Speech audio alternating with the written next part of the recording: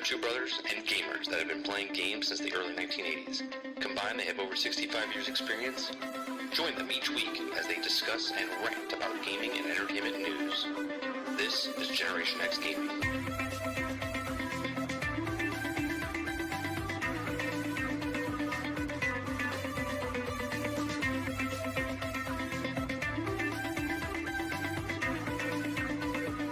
Hello, everybody, and welcome back to another episode of Generation X Gaming, the weekly podcast that goes over a few of the top stories from the past week, and we rant along the way. I'm your host, Still Gaming, and joining me each and every single week is Sgt McClusky. What's going on, Sarge? I'm traveling, man. I'm traveling. Another week, and lots of news stories. So on today's show, Sarge, we're going to be talking about. I wish I had a taps button here. Can I get like taps or something? Trumpet or something? Physical media is dead. Best Buy. Well, we're going to be talking about Best Buy no longer supplying any kind of physical media at all on their online or in stores. So we'll talk about that. We're going to talk about Redfall. They got their 60 frames per second performance mode and updates to help the game out. So they actually made almost a game. 5 months, 6 months after. We're going to be talking about God of War Ragnarok. Fans wonder if rumored game might be a half sequel to God of War. We're going to be talking about CD Projekt Red. There's a couple of stories we're going to talk about CD Projekt Red. They threw a lot more money at it to fix the game where it is today. We're also going to talk about AI for CD Projekt Red. They've done something, sort of like what Disney did when they did AI for their movies. We're going to be talking about Elon Musk with X, or Twitter, for those of you that don't know what X is. We're also going to be going over a new report making disturbing allegations against the Lord of the Rings Gollum developer. We're going to talk about a new game that's out now called Gunhead. We're going to show you a little bit of a clip of it. It's a game that's sort of like Titanfall 2 meets Borderlands is what they're saying. We're going to show Grand Theft Auto 6 map overlay of Grand Theft Auto 5 overlaid on the leaked map that they think is for Grand Theft Auto, and show you the size comparison of the Grand Theft Auto map. We're also going to talk about Activision. Activision, they came out and said that, hey, Modern Warfare 3 is coming out, and we are not putting it on Game Pass, and I hate to break it to Activision, but it doesn't matter what you say once the ink dries on the actual deal. We'll go over that as well. We're going to talk about Ubisoft. They're doing a discount for a game that just came out a month ago. That means it's selling very well.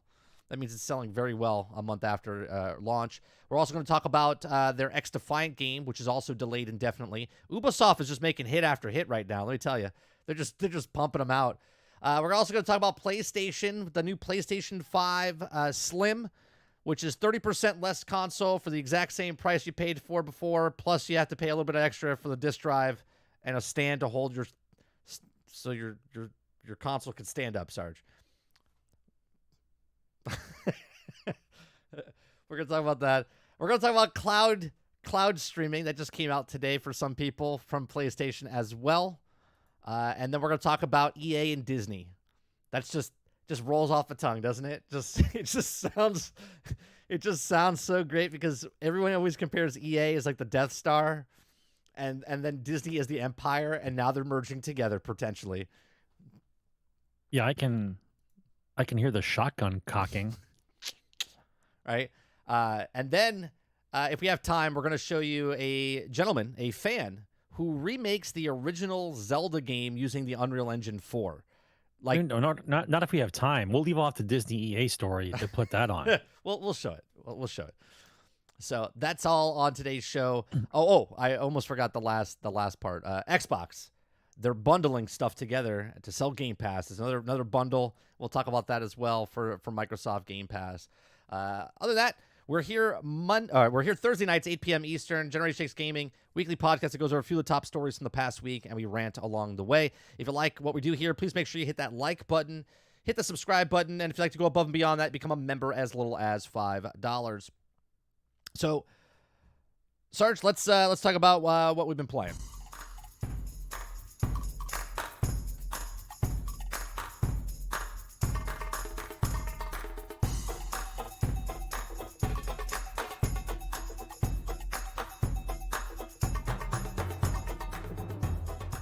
All right, Sarge. We've been playing this past week. We know last night we played Star Wars Battlefront 2, which is still a fun game. I have to admit, I've stopped playing Starfield a little bit because I didn't want to burn out on it. Well, So I gave it a little break. You're like over 200 hours though. I know. I'm giving myself a little break. I'm just giving myself a little break. I didn't stop. Like I'm not gonna go You're back. Like, I don't want to burn myself out. You already have over 200 hours in the game. Yeah, but it took like a first 100 before anything started happening. So yeah. I've been grinding the hell out of Darktide, and I don't know why. Because I know from playing it, even though I'm having a blast, and I really do enjoy it. You like the IP. You like Warhammer.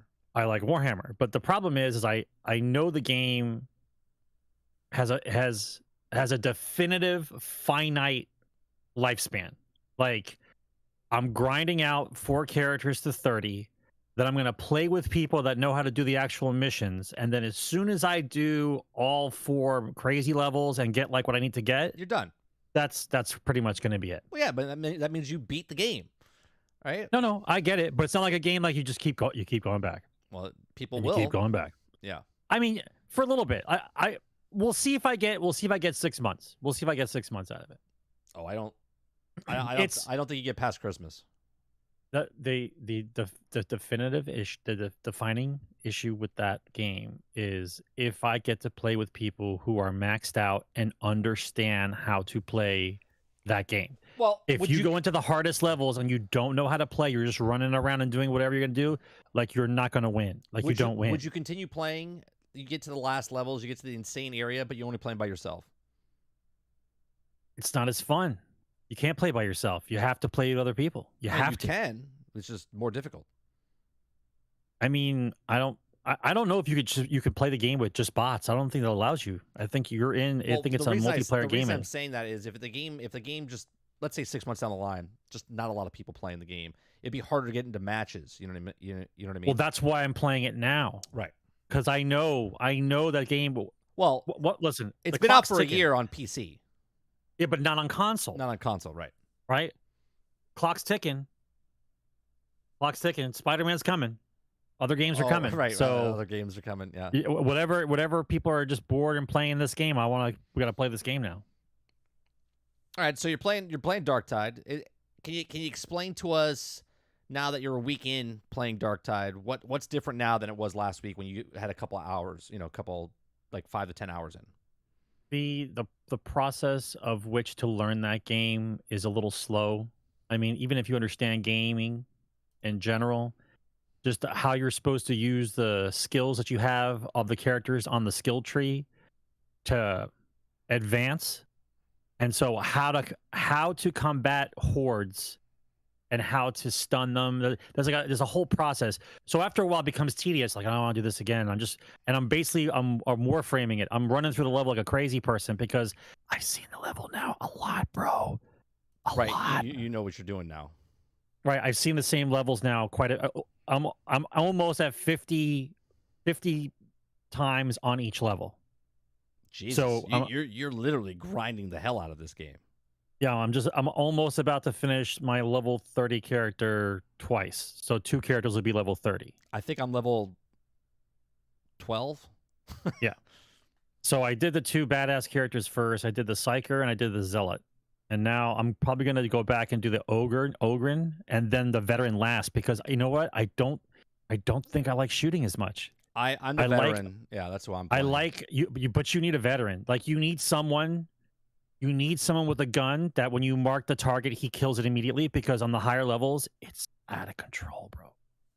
The flamer, the bomber, the sniper, they're constant. They just keep popping out. And if you don't see them quick enough and you get hit, let me tell you, when you get hit by the sniper on a harder level, it's one shot. It's game over. Yeah, it's one shot. Yeah, it's like if you have 2 wounds or less, you're done.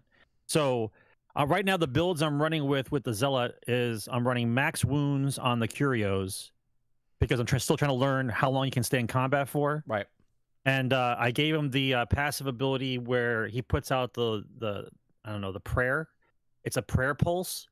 And so the prayer pulse, what it does is it creates a protective shield that pulses outward and pushes all the enemies back and stuns the elites, and then it buffs everyone to 100% toughness with a percentage over. Oh, is that why you're telling me to get in the bubble?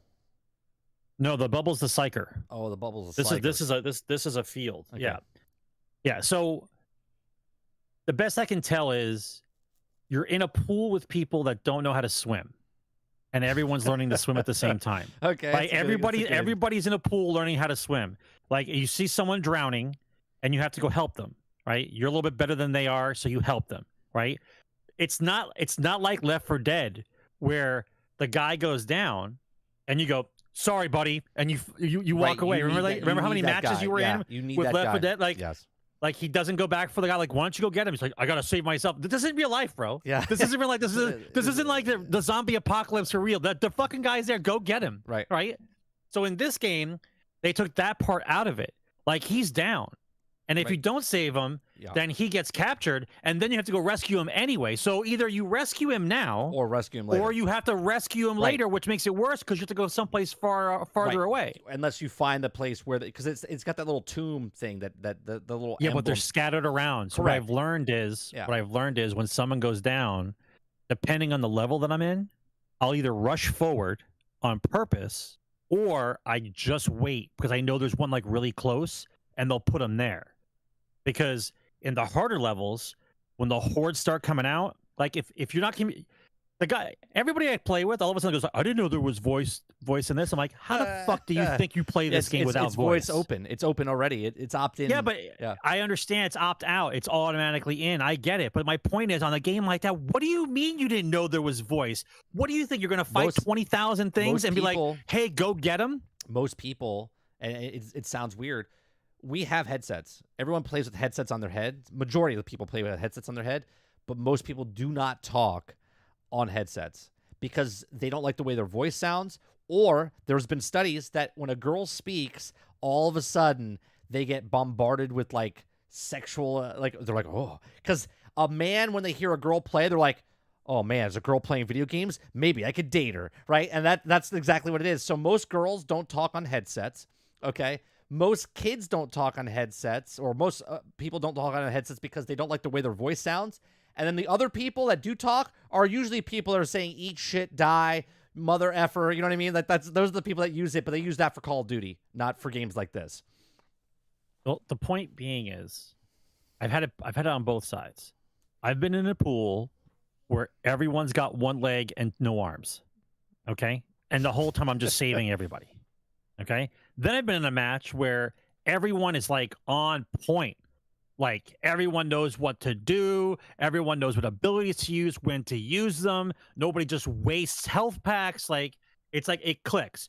So it's like a catch-22. It's like you play, it's random game. I hit quick play, random match, right? And so it'll be like, this is the best match ever. Here's the roll, and roll it gives you the ability to say you want to merge strike teams, which means that you want to play with those same guys again. So you'll hit the check mark, and then if they like playing with you, the check mark, and you guys do another round, but you're together without. Otherwise, it's 4 randos doing the craziest shit possible. And I'm like, oh god, please. Yeah, I got into a match where I didn't know I got an ammo pack, right? But I didn't know, I wasn't paying attention. I didn't know I could drop it, right? And one of the guys he's like, hey, Jack, because my character is Jack Burton. He's like, hey Jack, real nice guy. He's like, you have an ammo pack on you. He's like, do you want to drop that, buddy? I was like, oh yeah, I'll drop that. He's like, thanks. He's like, how many rounds have you played? I said, I don't know. I was like, this is like my 5th or 6th one. He's like, oh, okay. He's like, stick with me, right? And he like took me underneath his wing and like helped me go through, because being an asshole is not going to help you, right?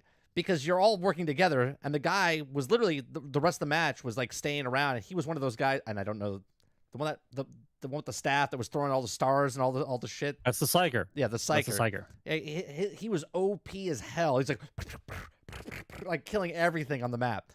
None of us touched that. Nobody else on the map was killing anything. He was killing everything. Yeah, but that's because he's trying to. I did that for he's a Sherpa. But for a good 10 levels, I used only the assail ability because I wanted to see how far I could do it without ODing and making myself go crazy and explode. Like you have to know the actual threshold. of when to stop, right? Because the abilities you have, even the flame thing that you have, is all it all causes peril. And if you hit 100% peril and you don't catch it, and you press another action, doesn't matter what the action is, an attack action or whatever, you just blow up. So the idea is to know how far you can go in an emergency, right? The game is played once. This makes me laugh.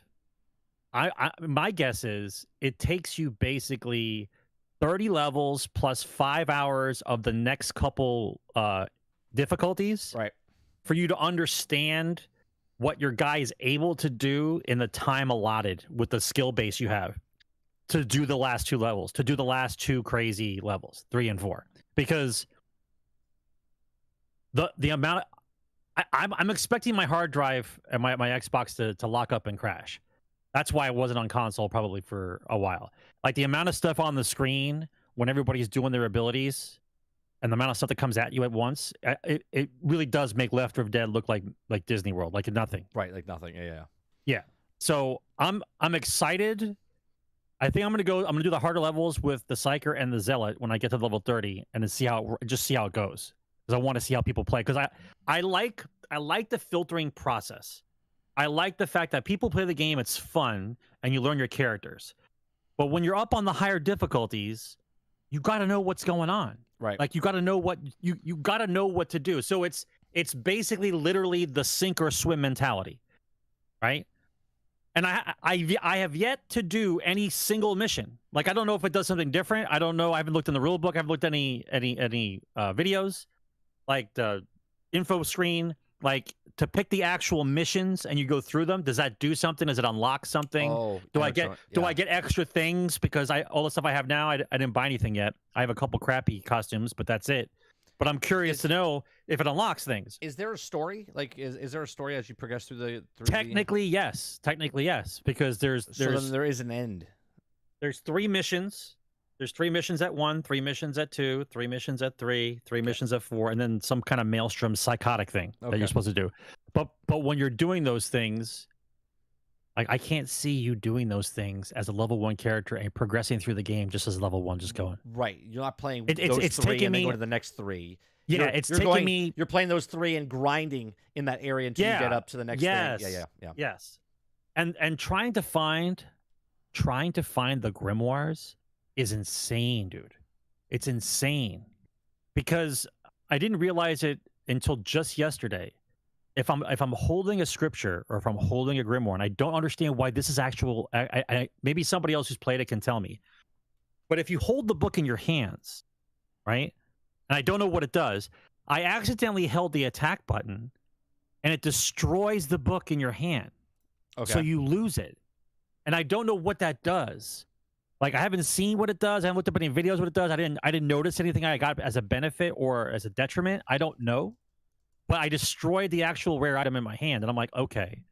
And then as soon as I walked into the next room, I found the second one. It was like I had one of 2 on me. I accidentally destroyed it. When I walked into the next room, I found 2 of 2, but now I fucked up because I already destroyed the first one. Like I don't know what that does.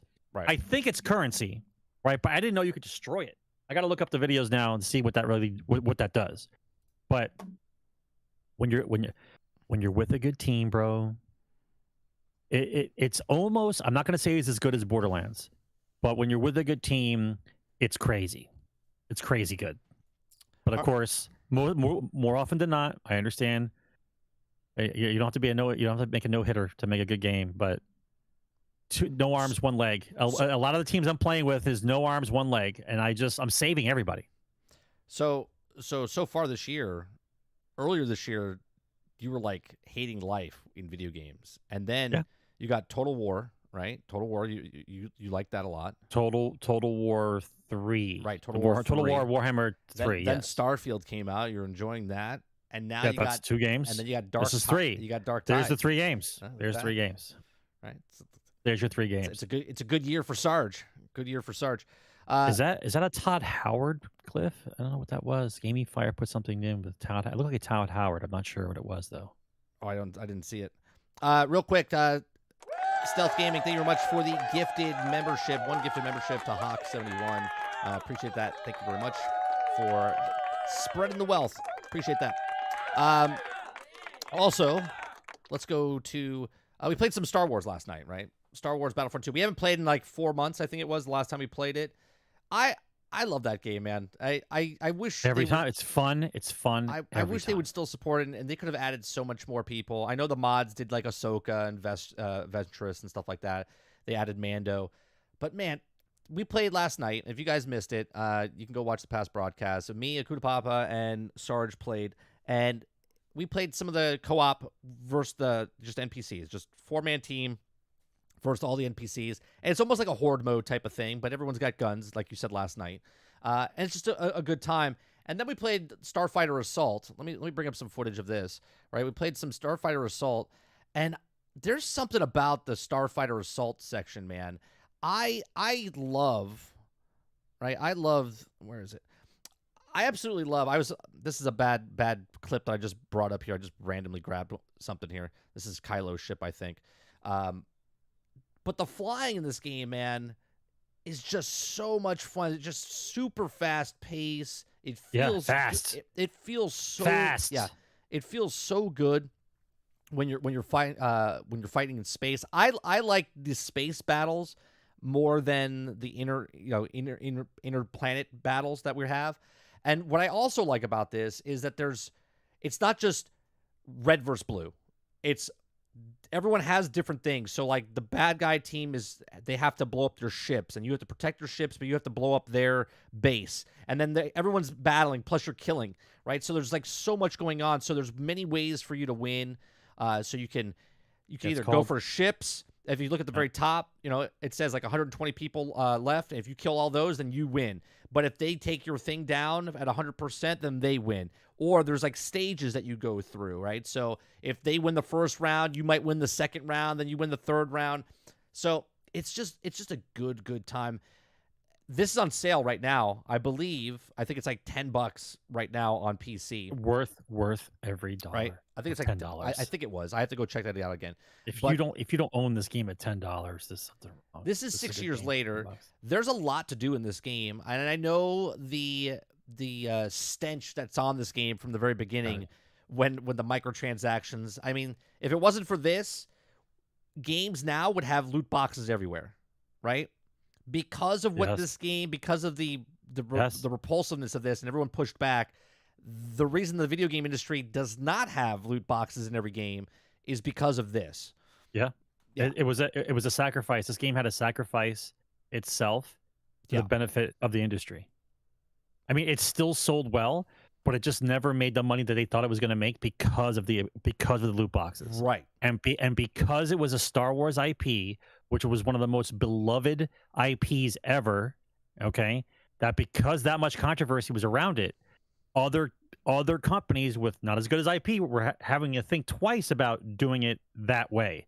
And then had to go back to the drawing board and do it a little bit more elaborate or sneakier or elongated of when the actual loot boxes were in the game.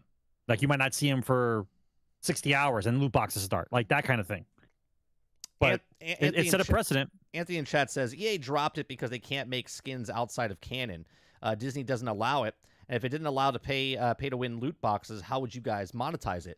Well, one, outside of canon, Clone Wars is canon, right? All that's canon. Like Bad Batch, Clone Wars, Mando, Ventress, all of them are in canon. So they could have put all those guys in. They just didn't want to put any more money into it because they just weren't. They were done. They were like, we can't monetize like we wanted to, so we're not going to do it. So they just stopped. They still supported it for like 2 or 3 years by doing updates and adding other people. How I would monetize a game like this, because obviously you can't sell DLC with maps, because we are old school first person shooter guys.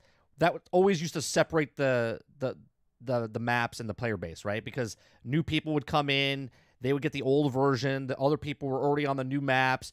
It would destroy the actual community itself, because then they tried to make it other ways. Now with live service games and whatnot, the way I would do this is that I would have just kept updating with maps, right? For free. You just keep doing the maps for free. Seasons, or every once in a while, 2 times a year, 3 times a year, just add more maps, right? then the way I would monetize it is you could monetize the skins, right? If you wanted cool looking outfits of stuff. Now, I don't know how Lucas and Disney would do as far as I don't think they want Darth Vader to be pink because that's not what Darth Vader represents. You know what I mean? So I don't think they would sell a cosmetic like that. So, but they did have, if you look at all the cosmetics they had, but the way they did it in this game is what made people pissed off, right? They were like, I got to spend this much money to unlock Luke Skywalker. I got to spend this much money to unlock Darth Vader, right? And they didn't want that. There was other ways they could have monetized it. What about if they did this? If you don't want to buy Ahsoka or Ventress or let's say Mando, let's say it's a pack, right? Jedi pack. So they put Ahsoka and Ventress in, and they charge $10 or $15 for 2 new characters. If you want that, not to make them buff or anything, just to unlock those characters to play. And then I wanted to play it. Sarge didn't. I'm like, oh man, Ahsoka's really good. He's like, oh, is it good? Should I buy it? And then they play. But then it goes into a fact of, is Ahsoka OP on purpose to make people buy it, right? Because that's sort of pay to win. If it's just a character that you're releasing, that's a way they could have monetized it. What do you think, Sarge? How would they monetize this game? I mean, the mentality of these games now is all about loot boxes and skins. Meanwhile, we used to get skins in the game without paying a goddamn thing. And so my brain doesn't work that way. You can just make a game and sell a game still. And if you want to make a game continue, then you make a DLC. Right. So for this, in all honesty, I don't like how they remove maps and put other maps in there. If you have a Star Wars game, you need to have the Star Wars battles in the game, regardless. Hell, I would have purchased a Galactic Conquest mode. I'll be honest with you. The Battle of Hoth has to be there, and give me the real Battle of Hoth, not the fucked up one that they had where the AT-ATs were on rails. Oh, I hate that one. Yeah. Right. Do the real one, right, where you can have 3 or 4 walkers, and then have 2 guys in the snowspeeder. They talk to each other, and they have to do the tow cable thing. Have the battle of the Death Star battle 1 and 2. Like, you have those battles. Like, that's what you're supposed to do, right? Not because, oh, it's already played out. We don't want to do that. So we're going to make up some more maps and more battles of the ones that nobody knows about, that doesn't give a shit about. We're going to do those. Right. But we're not going to do the ones that are iconic, and I get to be the guy that goes down the trench run. Like, a couple of things that Star Wars did that Battlefield needed to learn from was there was objectives in the game. Like you said, there's a team of guys. You have to kill those bombers before they kill that ship, right? I said this many times before I solved the problem with the G.I. Joe one, right? Same premise, where squad of guys at the 35-minute mark, they get a mission: destroy the outposts. The other team that's defending gets a mission: defend the outposts. Right. And now for the next 10 minutes, you have 2 squads on each team fighting over C. And if they blow it up, then C's gone. If they save it, then C stays on the map. But then it eliminates one of the... You know what I'm saying? Like, yep. You have objectives. Yeah. So it pulls people away from the grind fest that swarm tactic they use, where they go from one... The one game I saw that did it a lot more than anything else was Battlefield 1. All right, Battlefield 1, people would just swarm, and it would just be a guys that go to each letter. They would just do this. Yeah. It's dumb. These guys do it well in Battlefront, where some people are going for the bombers, some people are going for the ships, some people are protecting the ships, some people... So they do it in this game. But that's what I'm saying. I said Battlefront does it well. Oh, okay. Battlefield needs to learn from that, right? That's what you need to learn from. If you could actually do a couple other things in Battlefront, it would be the perfect first-person shooter. Call-ins and building some stuff, not a lot of stuff, building some things, and call-ins, like an orbital bombardment or whatever else, like the real kind, not like the little grenade thing that they do. Because they had it in the original game, they just took it out. Right. Sean says they could have added characters behind the loot boxes within 2 extras, with 2 extra skins tailored to the character. I don't think they need to do loot boxes, though. You know what I mean? Like, if you guys have it in your head now, it's ingrained in your head. Loot boxes equal skins. That's what you have to do. That's what you have to pay for. If you want to play for Darth Vader with a different mask, right? Then you buy that mask, right? Like, I'm okay. Or just play the game. Right, or just use the same characters. But honestly, if they want to... No, or just play the game and unlock the skin. Oh, yeah, sure. Right? I kind of like that you could unlock the character, but the way they made it before was just because you could pay to unlock the character. That's what was bad, right? If it was just only way to get Luke and only way to get Darth Vader so early on, it's like when we played Star Wars Galaxies. Nobody was a Jedi right off the bat. No one was a Sith Lord right off the bat, right? You didn't see them for weeks and months. Okay? So, like, in this, you didn't have to be Luke or you didn't have to be Boba Fett right off the bat. You would, like, grind for it. Like, that's the game. So, in early stages of Battlefront, you would all be playing just the peons of the clone troopers and the rebels or whatever. And then as the weeks progressed and people are leveling up their characters, then all of a sudden you see the first Darth Vader on you're like, oh my God. You know what I mean? Like, that would be the driving factor of let us just grind for the actual things, but don't make it so real, like so absurd grind that you're like, if you just pay $100, you can unlock this real easy. You'd be like, dude, that's game breaking, right? Time is better than paid for money, but people are like, well, I don't have the time to play that. Well, then don't play that game. You know what I mean? Like, you're going to be using stormtroopers then for the most of your lifetime. But that's the argument of why they put loot boxes in. They know people don't have time, but they have money. Right. They capitalize on one or the other. All right. But every time we play this game, I have fun. It's a blast. It's a blast. I want to play it more. I do. I want to play it more.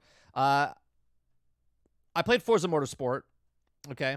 I played Forza Motorsport. Let me bring up some footage of me playing this. We played something else as well. Hold on one second. Let me I actually liked. I mean, it was fun. Let's see. Oh, I played Battlefield 2042. They have a new map and stuff like that, but I'm not going to go over that. But here's the driving game. All right, Forza Motorsport.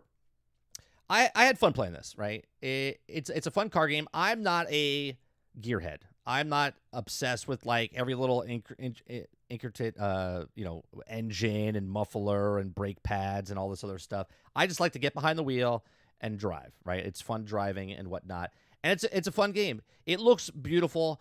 People that are giving shit for one side or the other, if you're a Forza and say Gran Turismo looks like crap on PlayStation and PlayStation says this looks like crap, regardless, I've said this before, if you're playing on the system, you don't know what the other system looks like. And if you do know what the other system looks like and you don't own that system, like who gives a crap? This is a lot of fun. It's a fun racing game. It's a racing sim. This is not like Forza Horizon 5. I prefer Forza Horizon 5. It's more arcadey. It's more fun. It's open world. You go where you want. You do what you want. In this game, you're racing. That's it. You're racing and you're racing. And there's like you have to practice because you get XP to practice. And then when you practice, you're doing time slots. And then you get like different positions that you can take. And then when you do the race, you can put yourself in a position. You can make yourself number one, but you get less gold, right, or credits if you win. So you put yourself all the way at the end of the end of the thing, and the more people you pass, the more stuff you earn. And if you place in the top 3, you win more money, right? Then they really tune it in where you can make the NPCs faster or slower, and then you can make them more difficult based on how competitive they are as well. This looks absolutely gorgeous on the television set when I'm playing. Like this to me doesn't do justice. When I'm looking at this and when I look at it when I play on the actual television set, it's like night and day. All right, this is almost like I think the same thing happens like when you play Starfield. You look at Starfield, and when you look at it on your 4K television set, and you're like, God damn, that looks good, right? It's the same type of thing. I'm not saying it's the best on PC. It's a piece of shit right now. Stealth showed me some gameplay on his PC through Discord. People in the stands were like floating up in the air, like people were missing, things were happening. I was like, what is this, Madden football? Like it was like weird. But the game itself, lots of fun. The sound effects, the lighting effects. There's one map I did where the sun was like sort of a little lower in the sky, and you could literally see the reflection of your gloves when you go through the lights. You would see the reflect. Let me see if I could find it. Right? It was a nighttime. It was a nighttime drive. Where the hell is it? The first thing that draws my eye to this is not only do you have a rear view mirror, but a side view mirror. And that means they have to render the reverse of what's behind you being rendered in 2 different locations. I made the field of view. I pulled it back. I think that's incredible that they can actually do that. I pulled it back. it was too close for me when we actually played. No, I know that, but what I'm saying is those mirrors exist. Like Yeah. that's always the big thing in video games for me is like when you put a mirror in a game and you never allow me to see my reflection, but you wanted to put the mirror there. Right? There are certain games that do it or put like a blob or something in there, but when you do it like that detailed and on 2 different spots on the screen, I got to reverse what the animations are. I find it fascinating that it actually works. It works that well. I could have sworn, didn't I play a nighttime course, guys, on stream? You're going way too fast on that wet track, bro. Dude, it Good was so much Lord. fun. It was so much fun. I was hitting a $180 down that straightaway. Let me see if this is it. Is this it? Because the sun's a little lower in the. My time was spent playing Gran Turismo for years. I played Gran Turismo. I loved Gran Turismo. I still think Gran Turismo would be good. And see how this is earlier on before I got the field of view. Like you felt like right up on the goddamn steering wheel. It was kind of weird. Like I could barely see half the mirror. I couldn't see my side mirror. One of the things I don't like playing on controller, to turn your head, you have to push up on the right analog stick and then look right or left to look at your mirrors, right? And I was like, I don't like that at all. So I was like, let me back out the field of view so I could see the mirror. And that way, all I had to do to look up to my right was just turn to the right and then see if someone was there. I think the game is fine. I know people... Here's my thing. I said earlier today, people are saying Gran Turismo, okay, is far superior. And everyone always goes to Metacritic to show you how good a game is. Well, Gran Turismo was an 87. You had to pay $70 for that game. Okay? This scored an 85. And you have to pay $10 for this game. Right? Because you're paying for Game Pass. Right? So if Gran Turismo is far superior than Forza Motorsports by 2 points, 2 points makes it far superior, Sarge. Okay? Then you're paying $70 for far superior stuff, and yet for 2 points less, for $10, $60 less, you're getting a pretty goddamn good racing game for people that like a racing game, right? Game Pass is $17 on console. Anthony, it's $10 on console. If you want to play Ultimate, it's $17. And even if it was $17, it's still not $70. I'm just saying. But the users say Forza's a 50. Creature, the people are going to play the game regardless. And here's the best part. It's on Game Pass. If you want to play it, you play it. If you don't play it, you don't play it. It doesn't matter. It's $10. 400 games, $10. 400 games, $17. You can either play the 400 games or you don't play the 400 games. Either way, $10 or $17. You have the ability. Right. You have the ability to play those games. Right. Yeah. Yeah, the user on Metacritic, right? Here, let's do a quick thing because I love doing this. Everyone wants to go to Metacritic, and if that doesn't work for them, then they'll go to Steam, right? They'll do whatever it takes to get the best goalposts. Yeah. I gotta move the goalpost wherever I gotta move it. Yeah. Here, Gran Turismo, which is an 87, far superior than anything else. Okay, 87, and the user scores out of 11,000 people gave it a 2.3. Now, I'm sure that's being review bombed, right? Because that's what it would be. It'd be review bombed because of the microtransactions or whatever else. Sure. But at the end of the day, this is a $70 game on PlayStation for an 87. And Forza Motorsports, which just came out, it could have 10,000 people give it a 2.2, and everyone's pissed off about it.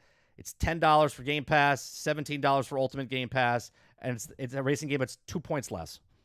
2 points less. Creature says, I don't give Metacritic scores any weight or value. I don't give any reviews. But the people that like to yap their mouth off, Creature, they always like to go towards Metacritic, right? Metacritic says it's this, or it's on the Xbox and this, or it's on Steam. It's like the gospel. Yeah, Metacritic is like the gospel for a lot of people. The only gospel is the people that like the game. Because anybody else that doesn't like the game, you don't listen to those people. Just like the people that come in here and don't like my stream, I don't listen to those people. I only listen to the people that like the product. But the driving game is a driving game. Exactly. Like you're gonna get to a level where I can make the driving game as realistic as possible, and then once that happens, they basically have nowhere else to go. So they had to turn it into a MTX thing like Gran Turismo did, because once you reach the point where it's a simulation and it looks like real life, it's real life driving, then you have nowhere to go. There's nothing else to advance. So you have to find another way to monetize it. Anthony, you're getting very confused right now. You're getting very confused, and I'm not going to go into this because this is my podcast. But $10. I'm sorry, it's $11, $12 now. Whatever they just raised it by $1 for the basic. The basic is not core. Right, so you're getting confused. There's 25 games on core. The regular Game Pass is all the games, and Ultimate you can play on PC and also on your Xbox. Right, but thanks for tuning in. Thanks for giving me information that is false on your end. But I appreciate it, though. Having no issues on Forza PC. A lot of people are having issues. I watched it with my own eyes, Skippy. To say that you're not having problems is fine, but there are major, major problems on PC for Forza. And that's just across the board for PC games. Jedi Survivor, major problems, right? Lots of problems with games porting to the PC this year. They're not coming out, and they're not being ported correctly.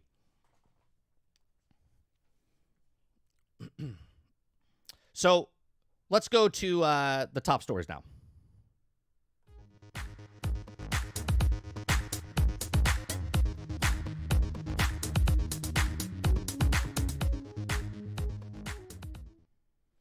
All right. So the first story I want to talk about is bye-bye physical media, right? Bye-bye physical media. So this is coming from my 2 cents. Don't know the actual source, but this is what they're claiming, okay? Best Buy. It says, all right, folks, we've got a little bit of a whopper for you today. It's also not burying the lead. Let's get right to it. It says the Digital Bits has learned from the industry insider source that we've confirmed with multiple sources now that Best Buy plans to exit the physical media business for good next year, possible as soon as the end of Q1 2024. So that's the end of March. Yeah, end of March, right? So this includes not just the in-store Blu-ray, DVD, and 4K Ultra HD sales, which is also retailers have also been gradually phasing out for a couple of years now. This also main store locations nationwide, but online sales as well. This means no more Best Buy exclusive Steelbook titles, no more titles from Best Buy, period. The fact that Best Buy is discontinuing physical media sales in their retail locations should come as no surprise. Anyone who visits Best Buy's store location on Tuesday recently will be also too aware that the retailer's disc section moving around and have gotten smaller and smaller. Our own experience here at the Bits is some stores' locations don't even bother stocking new release titles on sales floors anymore, even their exclusive ones. More than one of the Southern California locations have had to ask for the titles and wait for the clerk to check the storeroom. But the idea of Best Buy would discontinue online sales too comes also as a bit of surprise, though perhaps it shouldn't. But we noted that in recent months, Paramount has quietly shifted to Blu-ray and 4K Steelbooks exclusive titles. Titles also normally have been released by Best Buy and Amazon's instead.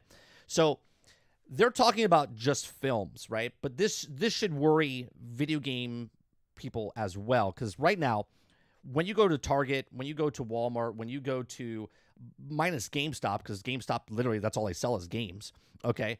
But they sell more used games than new games, okay? Because you can just digitally go download the game yourself. But Best Buy sections are dwindling down. When you go to Target, they're not even refilling the games anymore. Like, if that game is sold out, let's say they had 10 copies, that game's done, they don't get another shipment in, right? So as you go there, they're behind those little plastic things that they're like locked in. There's just blank spaces across the board. And then they're just selling cards now of the digital version of that game. So it's happening in video game space as well, which is sad because a lot of people still like their physical copies. But you can see this even with the new consoles coming out. The leaked information from Xbox, from the court, said that potentially their next system that they come out with is cloud-based / digital, right, with no disc at all. Maybe they sell a disc drive separately. The new PlayStation Slim that's coming out, okay, you could either get the Blu-ray player attached to it or just get the digital version as well, right? So it's sold separately as well. For $80, you can get the Blu-ray player. So it's already moving towards this, right? And on top of that, I'll just add the other story on top of this is PlayStation just announced their cloud gaming service, right? So now you're just streaming the games from the cloud, right? It's here, right? So this is more and more. So what do you think, Sarge, about the physical media of movies, though? It's gone, right? One of the biggest retailers to do this, besides obviously online with Amazon, movies are no longer going to be physical copies in Best Buy. So what are you going there for now? Buy a new television every 10 years? Like, what are you going there for? Well, I think the big box stores are pretty much going to be on the way out, or they're going to have to reformat what they actually are. Because you're not going to have so many different sections anymore, because most of the sections you don't need, because everything else you just buy online, right? You don't even have to see them anymore, and you don't have to get a physical copy. I think most of these stores end up being more furniture and appliance related, like an IKEA, where you walk around and you see all the stuff that you would want to buy and put it in your house, but everything else that's digital or movies, you don't. You just order it online. It's a little sad, but what I'm curious about is I think a substantial amount of the profits of movies that do badly are when they go to video and they used to rent them or people used to buy them. And now you take that out of it. And if it's a shitty movie in the theater and you have a service, you don't even have to actually like if you still have like basic cable stuff, you're not doing the Netflix, right? Eventually it comes on HBO or eventually it comes on Showtime, right? Right. So you don't have to rent it or buy it. If you didn't watch it in the theater, you didn't give a shit. So you just, if it accidentally comes on to your paid services, then you get your bonus. You get to watch it. But now you're taking away the actual copy of the movie at all. Right? So would you buy a movie to put it on a digital hard drive, knowing that number one, your digital hard drive could fail at any time, right? Because digital hard drives don't last forever. We all know how many hard drives that we've gone through. So I'm going to buy a movie digitally to keep it in a library that I don't really need, because inevitably movies that I like to watch come on television or on a movie station and I'm paying for anyway. Right. But you've taken away that entire section of revenue from the theater. Yeah. Or from the movie companies. Yeah, from the movie companies. Yeah. Especially like Black Adam came out in theaters, bombed in theaters, and then Dwayne The Rock Johnson said, well, DVD sales saved us. Well, what DVD sales coming up? Right. So the DVD rental that you're going to have, that you may watch it. Like I don't. Yeah.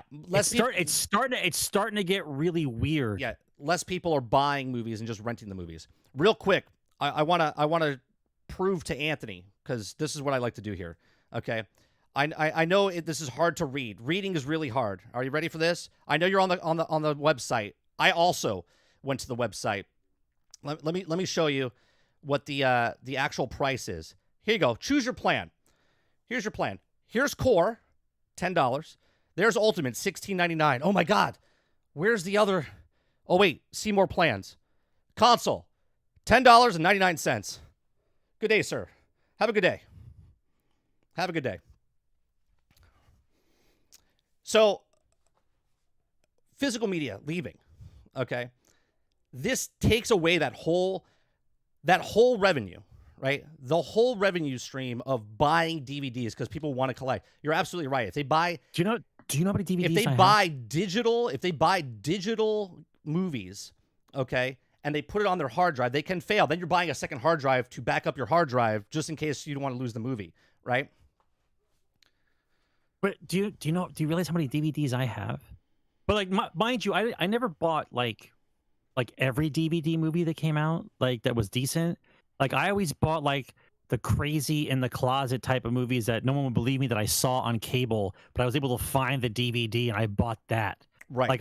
Like The Adventures of Buckaroo Banzai, or Ice Pirates, or Flash Gordon, right? Like those are the DVDs that I own. Of course, I own Lord of the Rings and the Star Wars trilogy. There's those movies that you want to. Those you have to order. But like, imagine like it doesn't exist anymore. Like you don't buy media. Like you don't buy it. So you either watch it from a service, or you watch it in the theater. That may not exist in the next 10 years. We don't know. That could go either way, right? So what's the entertainment? Is the entertainment only virtual and gaming? Right? Is if you don't watch. Try to put yourself in the position. If you don't go to the theaters, a lot of people don't go to the theaters anymore. I know people go to the theater, but a lot of people don't go to the theaters. So between either your Netflix account or whatever other cinema subscription model you have, not counting maybe like an HBO or Showtime, right? So you come home from work, blah, blah, blah. It's Friday night. The kids are home. We're going to just scroll through some Netflix stuff and pick it, and that's it. Like, there's no more going to the video store. You could just cycle through some stuff on your computer, pick out a movie, boom, we can play it. But you don't own it anymore. Doesn't matter anymore. Right. You don't. It's not taking up any. Basically, it's not taking up any space in your house, which I think is good for some people. Right? It's not taking up any space in your house, but well, yeah, I don't know, man. It's real nice. To just put them in an old school movie binder. Like, these are video games and movies in here. You know what I mean? Like, right. So it seems a little strange now that we're going so quickly, where you had a wall full of DVDs. Love and my remember, wall of DVDs, yeah. Remember when everything started switching to Blu-ray and like no one gave a shit? Yeah. Remember that? Like, Blu-ray was supposed to be the next best thing, but Blu-ray basically it was Blu-ray 1. It was yeah. I forget the other platform. It was it was DVR or DVD. No, the DV it was look. No. You're talking about the battle between the platform. Yeah. You're talking about the battle between a VHS and Betamax. No. I'm talking about that's something different. No, I'm talking about the Blu-ray and DVD. You're talking about Blu-ray and DVD. There was no battle. There was a battle between Blu-ray and something else, and Blu-ray won because the porn industry adopted HD DVD. Thank you very much, Mo. Yeah, it was HD DVD and Blu-ray, and porn chose Blu-ray, and that's what won. Right, whatever porn chooses, wins. That's right. That's right. Right. Porn chose VHS, and that's why Betamax doesn't exist anymore, even though Betamax tapes were better. Correct. Same thing. Because VHS same took thing. porn. Yes. Yeah, same thing. Whatever porn takes wins. That's just how it goes. Right. Right. Yeah. It sounds. It just. That's why the internet won. That's why the internet won, because porn's on the internet. I guess for me, it's like there's not a lot of things that you see that were actually part of society that just ends, and you were around to see it and actually give a shit, right? Right. Like you weren't around when the horse and buggy went away and we went to automobiles, so it wasn't a big deal for you. You grew up with an automobile, right? Well, we grew up with fucking media, media everywhere. Physical media, right? Yeah. Physical media in your house, in the garage, in the basement. You had videotapes and DVD collections and CD collections. And now they just got rid of that. It's an entire part of the pie of the economy that's just not there anymore. That it's all digital. It's all digital. Yeah. I'm sad that physical media is leaving, but I'll be honest. I can't remember the last time I bought a movie, because the movies that have been out for the last 6 years have all been shit because the writers are just terrible. So They saved me a lot of money, but I'm still upset because I hated the streaming services where they were going straight to streaming services. I know a lot of people like straight to streaming services. I absolutely hated. I love going to theaters, and I love going to the theater. And then when a movie comes out that I absolutely love, I love going to the store and buying that DVD. I don't own very many movies on digital. I don't. The only time I have digital movies is it because when I bought the DVD, it came with the digital as well, right? But I've never bought a digital movie just to own it, because I don't feel like I own it. I'm like, where is that movie? Right? What hard drive is it on? I don't remember, right? Like, right. I hate that. I hate that. The mentality I have is I go to the bookshelf, I pick out an old movie that I wanted to watch, and I just put it in and I watch it.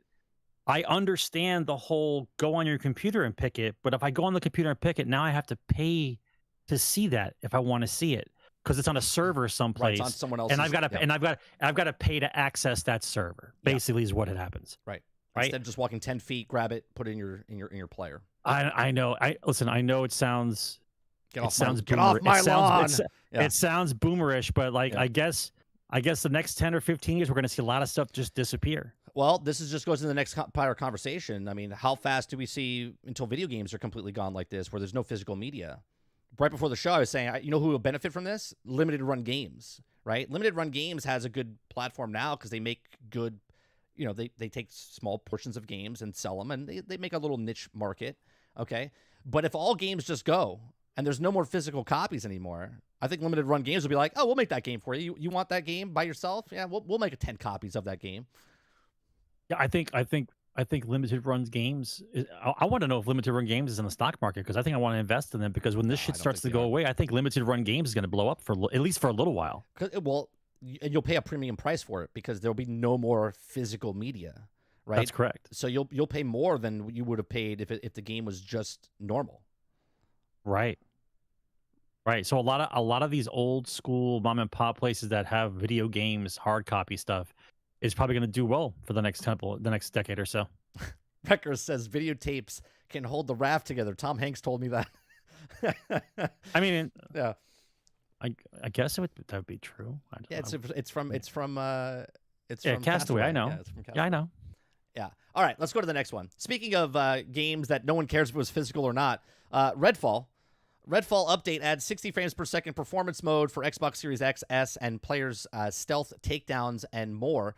So they did a whole bunch of updates here, right? So they've added where the actual NPCs, Sarge. I don't even have to look at this. I'll just keep it on here, right?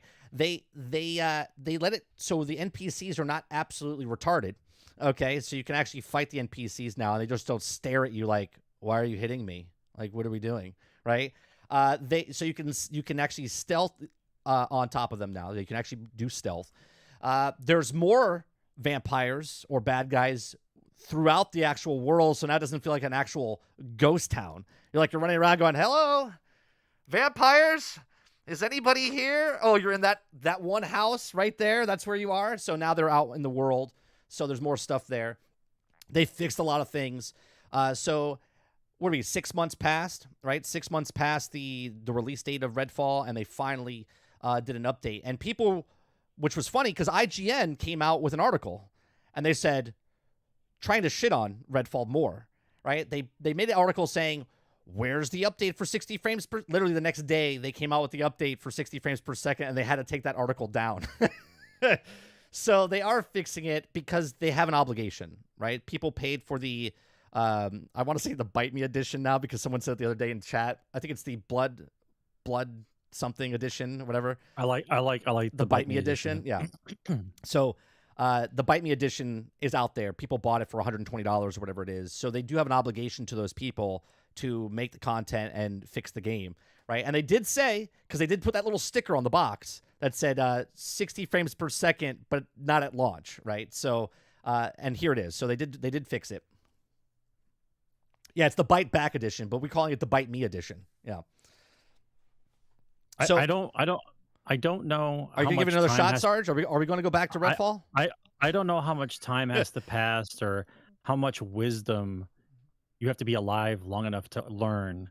But if a game releases broken, buggy, and unfinished, I no longer give a shit about your game. Right. And I mean that. I don't care. You didn't care enough to finish it before you released it. And then you want me to care about it when you put some effort into it and fix it afterwards. Right. Right? I'm done. I mean that sincerely from my heart. If you don't release a finished product, I'm done. Right? I'll go back to the same sentence I say every week. Consumer protection. Yeah. Consumer protection. It's going to come to the point where somebody has to get dicked over like really hard. And I'm waiting for the day, right? Then Congress has to get involved. And then they're going to have to sit down a bunch of old people from Congress and explain to them that we're not selling a product anymore. Yeah, we're selling things that are in the air. We're selling a gateway item that sells things to children, right? It's a video game that allows kids to spend thousands of dollars on digital shit, but they call it a video game. Like, that stuff needs to be pushed further and further out. So consumer protections come in. You're not selling a game anymore. Right. They're gonna have to come on TV and they're gonna say, "Hi guys, we're making a video game. This is what's in our video game, like listed, like ingredients on a goddamn box of cereal. This is inside our video game. And if it releases and it doesn't have this inside the video game, refund. Yeah. Refund. I get my money back." Real quick, period. I want to go. Dumpy says, I actually liked Redfall, completed it, and it has lots of potential. That key word in your sentence there is has a lot of potential.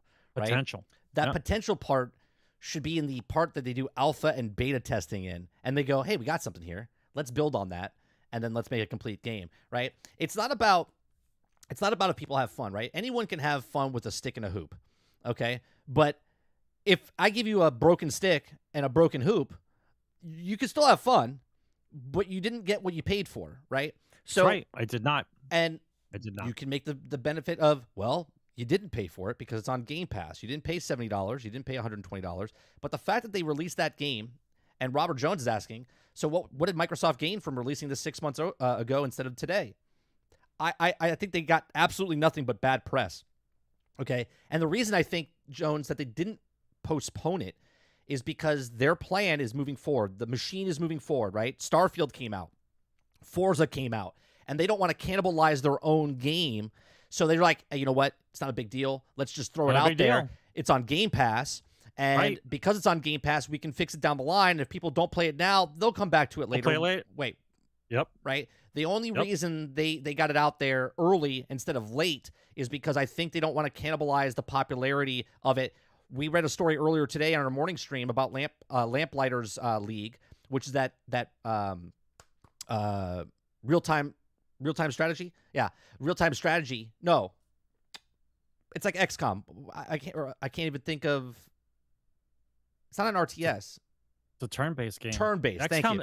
Jesus Christ. XCOM is turn-based. My brain just like hemorrhaged there, and I couldn't remember. It's a turn-based game, and it's performing poorly by Paradox, and Paradox said it's probably performing badly because it came out between Starfield and Forza Motorsports just dropped, and Gotham Knights just dropped. Even though Gotham Knights is a year old at this point, it just came out to Game Pass. So more people that were waiting for games like that are going to try that than Lamplighters League on Game Pass. So I think that's the reason they got it out early, because they didn't want to cannibalize it with other games.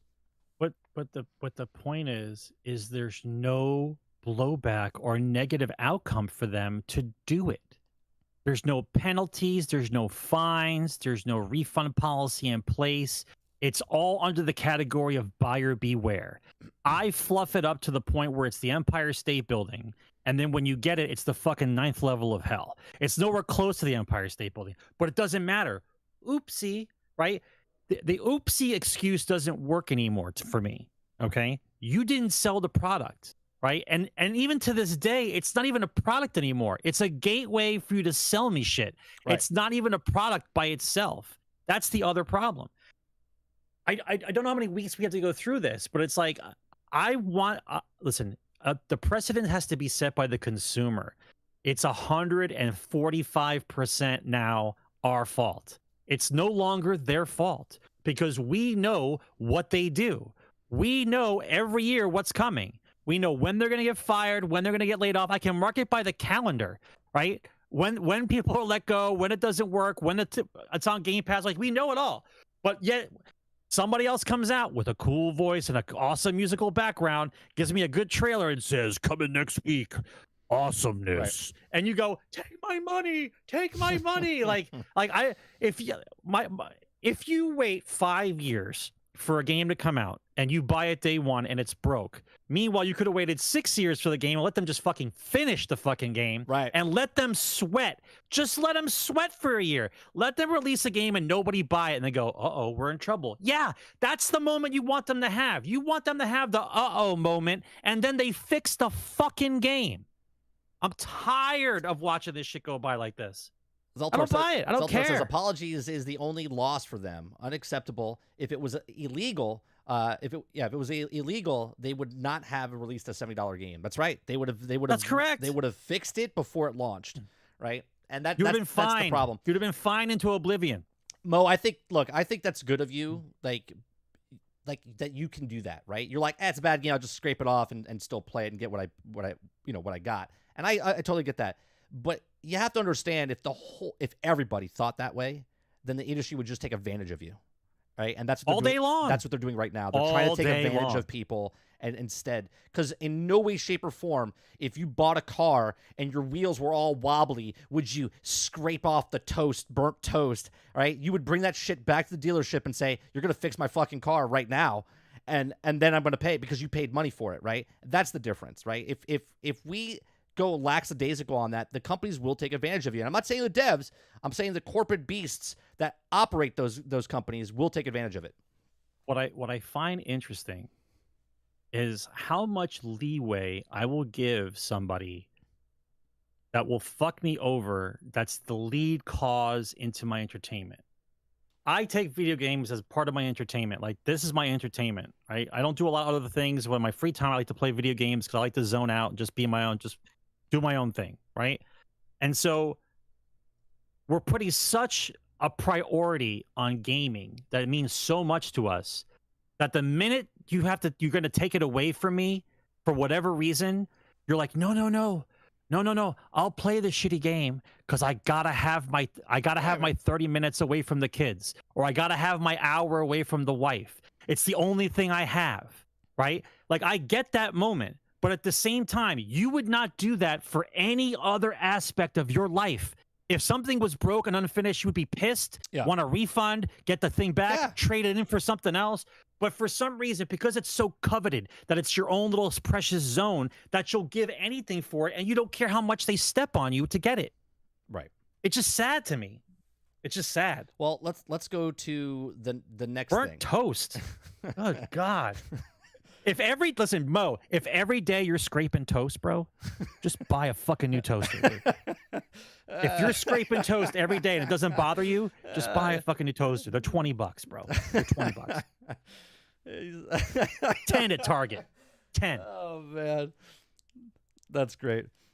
So let's talk about scraping off more burnt toast, right? So we're gonna use that. We're gonna use that for fucking ever now. Anytime a game's broken, we're just gonna call it burnt toast. Yeah. Everyone, get your knives out. Just start scraping. Yeah. Playing Redfall, no problems. So, CD Projekt Red teased the possibility of completing Cyberpunk 2077 Collector's Edition. Now that Phantom Liberty's out, now that they've sold over 3 million copies of the DLC. Is that successful? They've made a comeback, Sarge. 3 years later, they made the game that they said they were going to make, and they put all the features. Well, not all the features. There's still about 10%, maybe 15% of the things that they said were going to be in the game are still not in the game. But that's besides the point. It's a fantastic game right now. I've never played it, so I'm not giving shit. I'm just reading what people say. Okay. Amazing. It took them a really long time. It took them 3 years. Okay. It says fixing Cyberpunk 2077 was ridiculously expensive for CD Projekt Red because they had burnt toast, Sarge. So they had to throw $127 million to get a new toaster so they could make the game. So it says here that it take an investment of around $125.9 million for CD Projekt Red to repair Cyberpunk 2077's reputation after the game's disastrous launch in 2020. There was an incredible hype for Cyberpunk 2077 in the years leading up to this release, but highly anticipated open-world game released in an underwhelming state, to say the least. While the PC version of Cyberpunk 2077 didn't have quite as many problems, the console version of the game were full of serious technical issues. The PlayStation 4 and the Xbox One versions of the Cyberpunk 2077 were so bad that the PlayStation Store pulled the game from the actual store, and a great deal of work has been done since then. Now, according to CD Projekt Red CFO, it cost them a combined $84.3 million to produce the market for Phantom Liberty expansion and for Cyberpunk 2077. In addition to a $40.9 million was spent improving Cyberpunk 2077, which with the post-launch updates. As pointed out by IGN, this means that CD Projekt Red spent around $125.9 million fixing Cyberpunk 2077, and this is a quite of an investment. But it seems though that it's CD Projekt Red's efforts are back, right? They paid that much money to save face, basically, right? So let me break it down. I'm sorry. Are you trying to make me feel guilty for the money you spent to fix your own fucking game? Right. Because that's how that article comes across. You want me to be impressed that you had to go back to finish the job you didn't finish and it cost you money to do it? No fucking shit. Right. No shit. So we do know, these are facts, that they sold 8 million pre-orders before day one. There was articles that said they made all their money back on Cyberpunk 2077 before the game even launched, okay? Then 5 million more people bought it after everyone knew it was broke right away, right? They're like, dude, it's broke. I'm buying that, right? So they bought that. So they made an additional 5 million. So 13 million copies, right, sold at minimum $70 because there was collector's editions and whatnot. Since that time, in 3 years, they sold 25 million units, okay? Now, obviously, they might not be all at full price, but they're in the billions of dollars. Billions. The money that they just spent on this game with the marketing, with the 84 million on top of that, okay? They literally made all that money with the original price of the game. So to tell me that, oh, they had to put so much money back in the game to make it right. Like, you could have launched it at a good point. So it basically cost them, what was it, 125.9 million? Was that roughly? Check my math, chat, and in comment section, I know you'll let me know. I think it's like a $42 million a year, roughly, per year, if you break that down, what they spent to fix Cyberpunk since launch. Okay, that's a drop in the bucket, really, for them, because they literally made billions of dollars. But someone's going to tell me, well, they got to pay their insurance and their light bulbs and all this other stuff. That's all factored in. Yeah, that's all literally factored all in. factored in. Right. It's all factored in. Yeah. Cost of product. Cost of product. You know, it's not just cost of the actual product. Salaries, insurance, Yeah. keeping the lights on, everything else you guys are talking about. Expensive It's all part light of it. bulbs. They got a little expensive light bulbs. So CD Well, Projekt Red. They can't be expensive light bulbs anymore, bro. That's right. The EDF or the EDC or whatever the fucking else is going on. Got to have those economy light bulbs in those fucking special states. Got to have those kind of light bulbs. Pretty soon they'll all be working in the dark and there'll be guys. They'll be hiring PAs to go like this to make the power on treadmills. They'll go on human powered treadmills so they can power. Hold on, guys, I'm coding. We gotta do crunch time. You gotta go faster, right? No one's getting lunch today, right? Like, that's what they're gonna have to do in some of these places. So CD Projekt Red, congratulations. Here, I'll give you a round of applause. They all eat pizza, then they make them run on treadmills. It's a carb day. Yeah. We order. We gotta give them a round of applause because congratulations. You did what you were supposed to do. You spent money and made a video game to make money. Bravo. Bravo. I'm not gonna. That's a Chris Rock. That's a Chris Rock joke. I don't have to praise you for doing what you're supposed to do. That's your job. I'm not supposed to praise you. Like, if you're a fire person, you put out a fire. I don't praise you, but you put out the fire. That's your job, bro. I put you're out an fire. accountant. You do accounting, I did, right. But I put you're the a fire parent. out. You take care of your parents. Oh, you're an awesome parent. No, you're fucking doing your job. That's your job. Yeah. I make video games, but I fuck you first. Then I apologize, and then I finish the game, and then I collect more of your money, and then I laugh in the dark. That's right. I laugh counting your money. But I had fun, Sarge. I had fun. It was fun. It's good. Awesome. Next story, Cyberpunk. Okay. Cyberpunk video game Cyberpunk 2077 uses AI to replace deceased voice actor. Now, we've seen this with Disney, right? Disney taking dead people, and they got permission from their relatives, and they said, yeah, you can use our dead dad or mom in your video. I don't think they're asking them, honestly. I think they say something else in some kind of piece of paper. They would have a lawsuit. Legalese. They would have a lawsuit if they didn't. Once they send that paper, they can't do shit. Well, it depends on that's true. It all depends on what the contract was, right? So a Polish video game developer, CD Projekt SA, used artificial intelligence technology in the latest release to recreate the voice actor who passed away, and the company said the voice of the late, I'm going to butcher this name, Małgorzata Rekza, a popular Polish voice actor, butchered that name, by the way. I'm sorry about that. My condolences. Who died in 2021, was reproduced by AI algorithm for the Polish language released in Phantom Liberty. Now, the new expansion for CD Projekt Red Cyberpunk 2077, in a statement to Bloomberg, was the company said it received permission from the family to do this, and also it considered replacing him in the expansion and re-recording his lines original game, but they decided against it. Now, he says, we didn't like the approach of CD Projekt Red localization director said in a statement. He said, was one of the best Polish voice talents, and his performance in the game at as the Doctor was stellar. Instead, CD Projekt Red hired a different voice actor to perform the new lines and the roles, and then used the algorithm voice cloning software to to bring in his voice, to create the algorithm that would also alter the dialogue to sound like him. This is also a way to keep this performance in game and pay tribute to his wonderful performance. Now, I want to talk more. This is the shit that the reason the writers and actors went on strike. Okay, so there's also this viral video I'm not going to show on online here, but a woman is watching some sort of cheerleading show on Disney Plus, and then the camera cuts to the crowd in the basketball arena looking onto the cheerleaders, and there's like real people in the front row, and then the middle row behind them is all AI generated actors. Like, it looks like you're looking at a stand in like Madden, right? Like, that's what it looked like. It looks like computer generated stuff.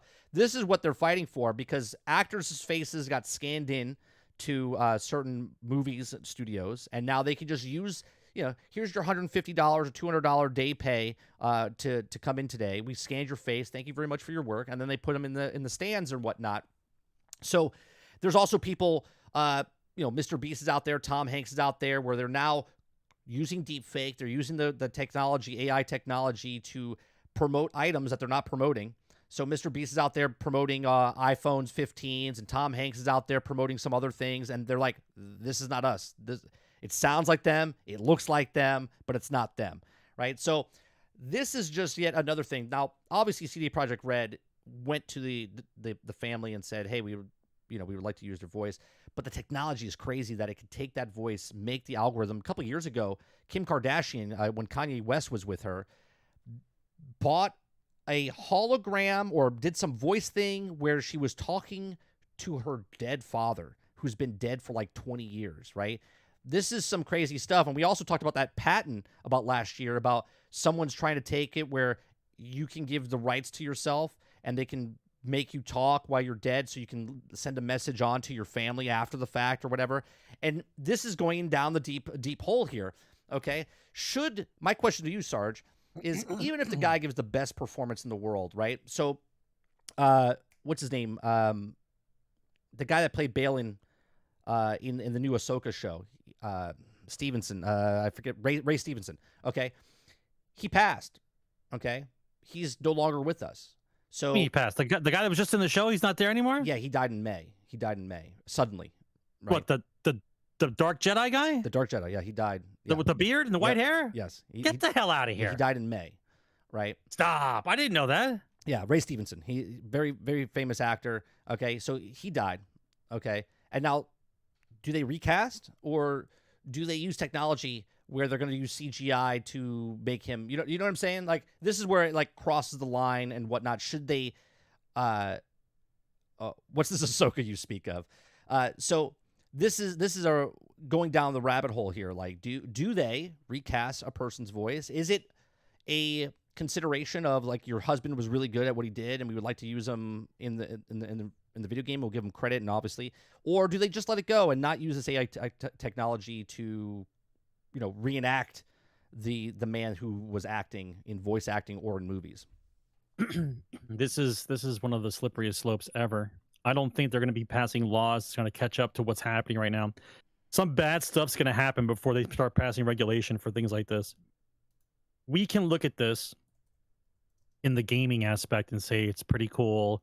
They can put they could do an actor that we loved in the past and he could be in the game forever. It sounds cool. But at the same time, the amount of things that can be manipulated by them being able to do this unfettered without regulation should be something you should be concern you with, right? Not just video games, but like everything in general. Imagine watching a television program and or news program, and they just show you whatever they want you to see with whoever's voice they want to and Right. whoever's face they want to, and you'll think it's real, right? Like legit real. And then you're going to have people actually fighting it out either in the same house or in the streets because of what they believe is real or not real. Right. Right. This is an issue. Right now, if you want to pull out just this little quirk and you want to talk about just from video games, we'll just say it's just for video games. I'll just put that in a little box right there. Oh, it's going to be amazing. Well, we can have Luke Skywalker live forever in a Star Wars game. It'll be amazing. Harrison Ford will be Han Solo forever because we don't have to worry about him ever changing. And that'll be so cool for everyone, right? As long as your entertainment is not ruined and your moment of peace is okay, we'll do whatever we want in order to get that. And you'll be fine with it, right? Like, that scares me. It should scare you a little bit. Let me show you this, right? This was an interview with I wasn't going to bring this up, but it's pertinent, right? So this is Lex Friedman, right? But that is not Lex Friedman. That is a scanned model of him. Okay, you'll see it in a second, Sarge. That is a scanned model of him in a virtual world space. Okay, this is an interview that he did with Mark Zuckerberg from across the planet. Okay, they're in the same meta space. They're wearing headsets. They scanned his body in first. Okay, and then they basically put him in so you can see what he looks like. It looks photorealism, right? Like, it is photorealism. So tell me that you would know the difference if it was real happening on TV or not happening on TV. Right. Well, this is the issue. Here's where I'm going with this. Once you're scanned in, right? Let's say you make an account, and let's say this is it. Like, for this interview, they scanned him in to show what the potential could be. So now they feel like they're in the same room together, even though they're thousands and thousands of miles apart. They're in the same virtual world together, talking to each other, and they're looking at each other, and they can't believe like how realism this is. Once you scan yourself in, you are now a virtual copy of yourself in the meta, right? Who's to stop somebody from taking your identity virtually now, right, and acting like you? All right, so let's fast forward. So what if I take somebody and then I deep fake them, but I put them inside areas I want them to be in on closed circuit TVs and cameras on video, showing that they're at certain locations, and then I pin a crime on you, or I erase you, Right. like you don't exist from any place ever, and then you just disappear one day, and there's no trace of you ever because you don't exist anywhere else. Right. Because they could scan you and then tell the computer, wherever you see this face, get rid of it. No DMV. Right. No photographs, no passport. Like, you don't understand the reverse of what this could mean. Yes, this could be used for good. Oh, absolutely. But do you understand the world that we live in currently, with all the ID theft that we have and all the things that could go wrong with people who have that kind of power and what they could do to your life? Well, Like, I don't know about you, man. Like, I'm not looking forward to the version that they want me to play of Ready Player One, their version, what Mr. Meta wants you to play. Not looking forward for that version, right? If you would get rid of all the elites today and we start from scratch, I give it 50-50. Robert Jones says Lex probably signed his likeness away. But that's what I'm saying. If we all buy a headset down the road, Jones, right? And like, oh, you want to be Once in the meta? you're scanned in, you have to scan yourself in, right? Whatever the technology is, if the thing does it itself by molding your face or whatever and scanning it in, or you hit the OK button, right? Because while you're doing the meta, you have to read the TOS, and the TOS says, we take everything from you, and you're like, okay, I want to get in the meta. I want to get in the meta, right? I want to play. So it's interesting. I mean, look, I think technology is fantastic. I'm kind of breaking it from the voice acting AI to the virtual of this, and then also what they're doing in movies. It's scary. It's scary. It's a fascinating, but it's also scary because, like you said, in anyone could use anything for good or bad. But I just look like you realize though, like, all this looks amazing, right? And I'll be the first to say, the reason that the tech sector, especially in our country, is where it is, and we reap the benefits of all the new technology that's happened over the last 30 or 40 years, is because the government does not regulate the tech sector, right? In all other facets of the economy and industry, the government has locks and roadblocks and things in place where it regulates growth. There's no regulation for growth in the tech sector. They can do whatever they want, right? Because they feel like it was going to benefit them in the long run, so they don't roadblock you. They just let it happen. This has been going on for years. And so now gaming is like the keystone for this whole thing to open up, where now you're trying to put all these other facets of like meta space and deep fakes and scan your face in, and like, there's no laws, guys. There's no laws. There's nothing preventing anyone from doing anything, right? And that's the problem. Yes, it's awesome. Yes, it's cool. Yes, it's the most interesting thing you've seen in a while in the gaming tech sector. It's unprecedented what the capabilities of what they are, but there's no laws regulating any of it. Right. Nothing. Well, speaking of going from AI, going to the meta, now we have Elon Musk. He says X Everything app continues as Elon Musk tests video game streaming. So during his stream, Elon Musk said that the X has plans to integrate streaming services to Xbox and PlayStation 5, but has no plans of trying to do better than specializing streaming platforms, right? So he's not trying to beat them or do anything better than them. He just wants to do it on his platform, right? So he did a stream earlier this month, October 6th, about a week ago, and he was streaming Diablo 4, and he was just answering questions and whatnot. And he says the thing that as things kicked off, Musk outlined that he was aiming for here is the audio sounds normal, the image looks reasonably good, and so it's not flickering, and his comments are it's working. He says while the feature is still in early stages, development of the quality of the stream remains consistent throughout, and Musk seamlessly cuffed with the work that developers have put in so far. He says it's cool that it works at all. He said. He says towards the end of the stream, Musk answered some questions and from his viewers provided more context of what X is aiming for. He says, "quote we will add a streaming for Xbox and PlayStation 5. Not trying to do anything better than the other apps, but we just want to say that it's okay. And if you want to do something with the X system or the X platform, you can do so if you want." He said, adding, so what this is turning into, what Elon Musk is turning X into, he wants this to be he doesn't want to make a meta like Zuckerberg or Epic or anybody else wants. He wants to make the meta, meaning this is the one-all, be-all apps to use, meaning he wants you to use it for payments. He wants to use it for your video watching. He wants to use it for your news broadcasting. He wants it for the one-stop shop of everything. Like, you won't need any other app. You won't need any other thing to do. You can even pay stuff with this because he owns PayPal. You will have no choice. You don't need a choice. Right. Come to Meta. All right, so he's doing the streaming platform now, and what people are doing with the streaming platform is that basically he wants people to advertise because that's how he's making money. So a lot of people are taking, let's just say, dark stuff and putting it on Twitter because it gets a lot of views.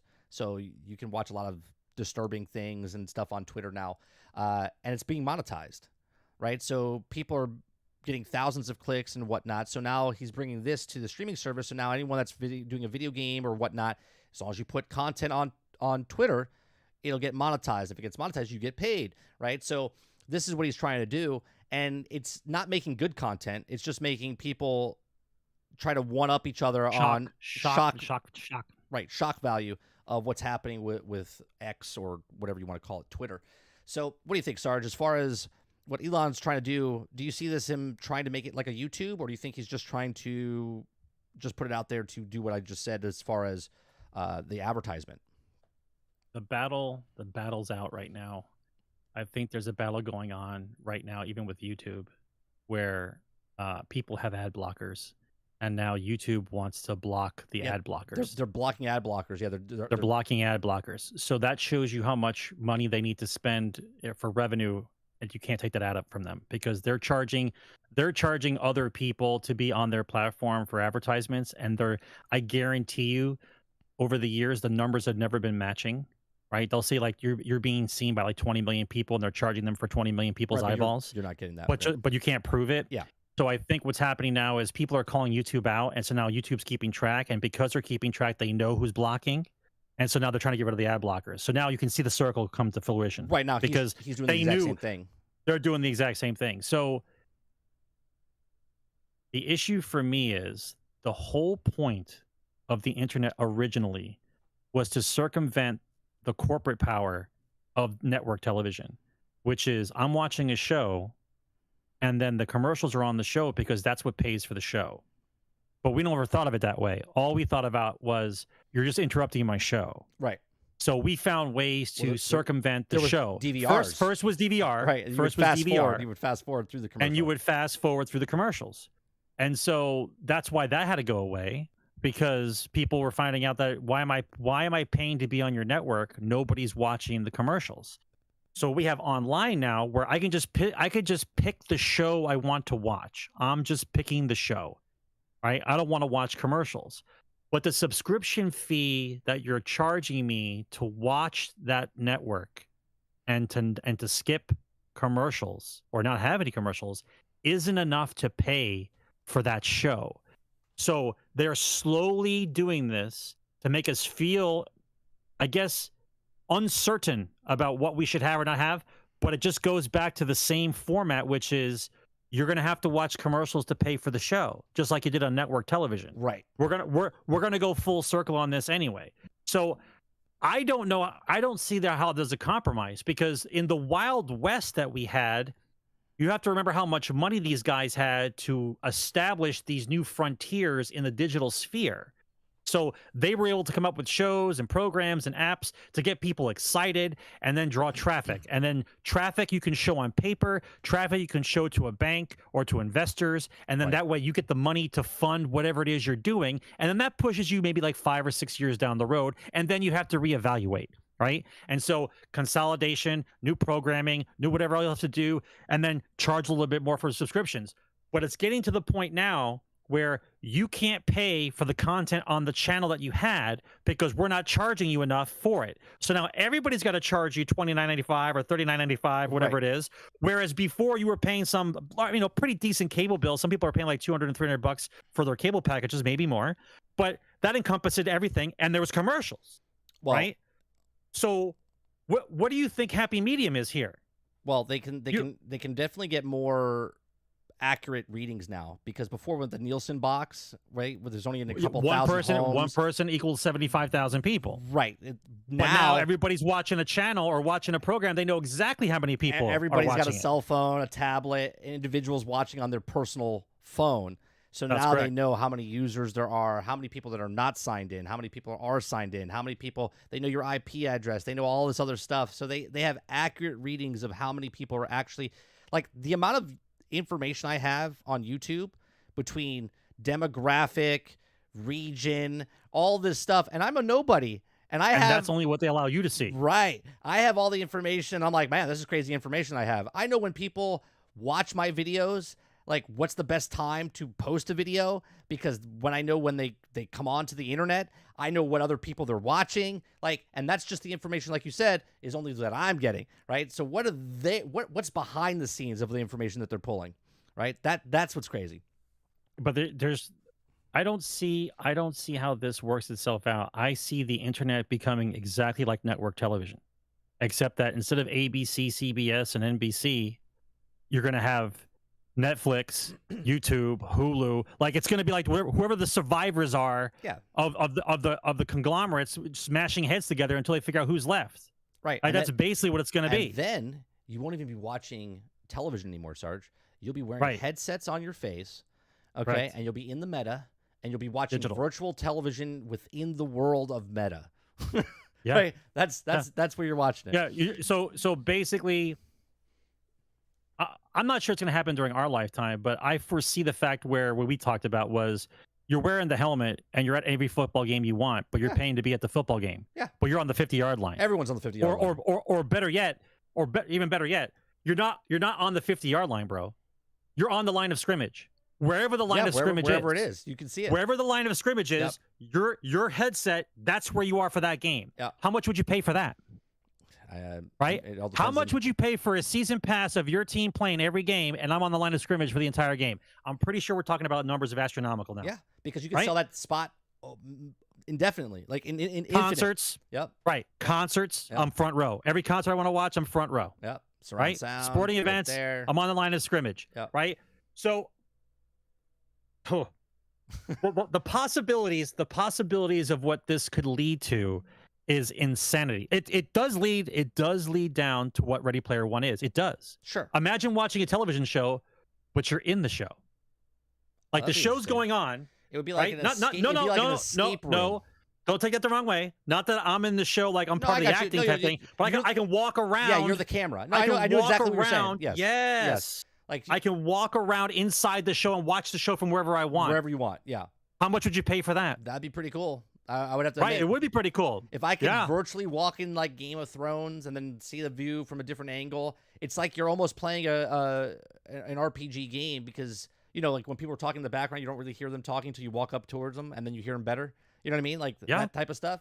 That'd be interesting. You're making fun gaming fire, but you're not thinking about it. You're not thinking about it how we think about it. That's insane. Krebsy says, what about I watch from the ball's point of view? I mean, hey, whatever you want to get your fancy off. Whatever floats your boat, man. Yeah, whatever floats your boat. How much would you pay for that, though? That'd be more expensive if you want the ball's POV, right? The possibilities are incredible, but the consequences are terrifying. Real quick, I want to thank Robert Jones for a membership, 7-month membership. Forget everything I said. He says, I will sign my life already for self-driving car with fast cloud streaming gaming. There you go. Yeah, right? I don't have to drive. I just play games in the car. Yeah, you can just sit in the front seat. Back seat doesn't matter. Just yeah, doesn't matter. I'm not driving anymore. That's right. They have to pay me to watch. I mean, if you pick your favorite show, come on, creature. You're watching Andor season 2, but now you're in the show. Yeah, the only for that token, the only benefit that I see for self-driving cars, and I know it's a little evil on my side, but the best part of a self-driving car, once all cars are self-driving, is there's no more need for insurance companies. Oh, that's true. It's true. Right? No more insurance companies, so the insurance companies just go away because all the cars are going to do the speed limit. They're never going to hit each other. They're all going to just kind of go the same speed, and there won't even be lights. Because the cars will just do this. They just go in between each other. The cars will go like this in between intersections. They never need to stop. Sorry. Everyone just keeps moving. It'll laughing. be much more convenient. It'll be much more convenient. I'm laughing at Sean's. He says, "No amount of dicks would, no, the amount of dicks you would see in Game of Thrones would be horrendous." 30. You're like, ah! Yeah. Records, thank you much for the $4.99. Has somebody actually collected on flood insurance, Krebsy? You let me know about that one. If somebody actually collected on that. I've talked to a lot of people about flood insurance. I've never heard anyone collect on it yet. All right, next story I want to talk about is a new report makes disturbing allegations against the Lords of the Rings Gollum developer. Okay, so a fresh report of Lord of the Rings Gollum developer, the developer Entertainment has also made a number of disturbing allegations about the company, including reportedly enforcing incomprehensible overtime, alleged trying to pay staff below minimum wage, and a toxic work environment cultivating by alleged abusive leadership. Were they? No, I don't want to make light of this, but the picture in my head feels like it's like the movie Oliver Twist, right? They're in like raggedy clothes, and they're like, "Please, sir, may I have some more?" They're like, "Get back to work," and they shove it and like throw the bowl up in the air. Like that's what I'm picturing in my head, right? So the Lord of the Rings Gollum is one of the biggest video game flops of 2023, which returned to a 4 out of 10. Said it was filled with dull stealth, bad platforming, and pointless story, and does a little to justify why anyone would take the time to play it.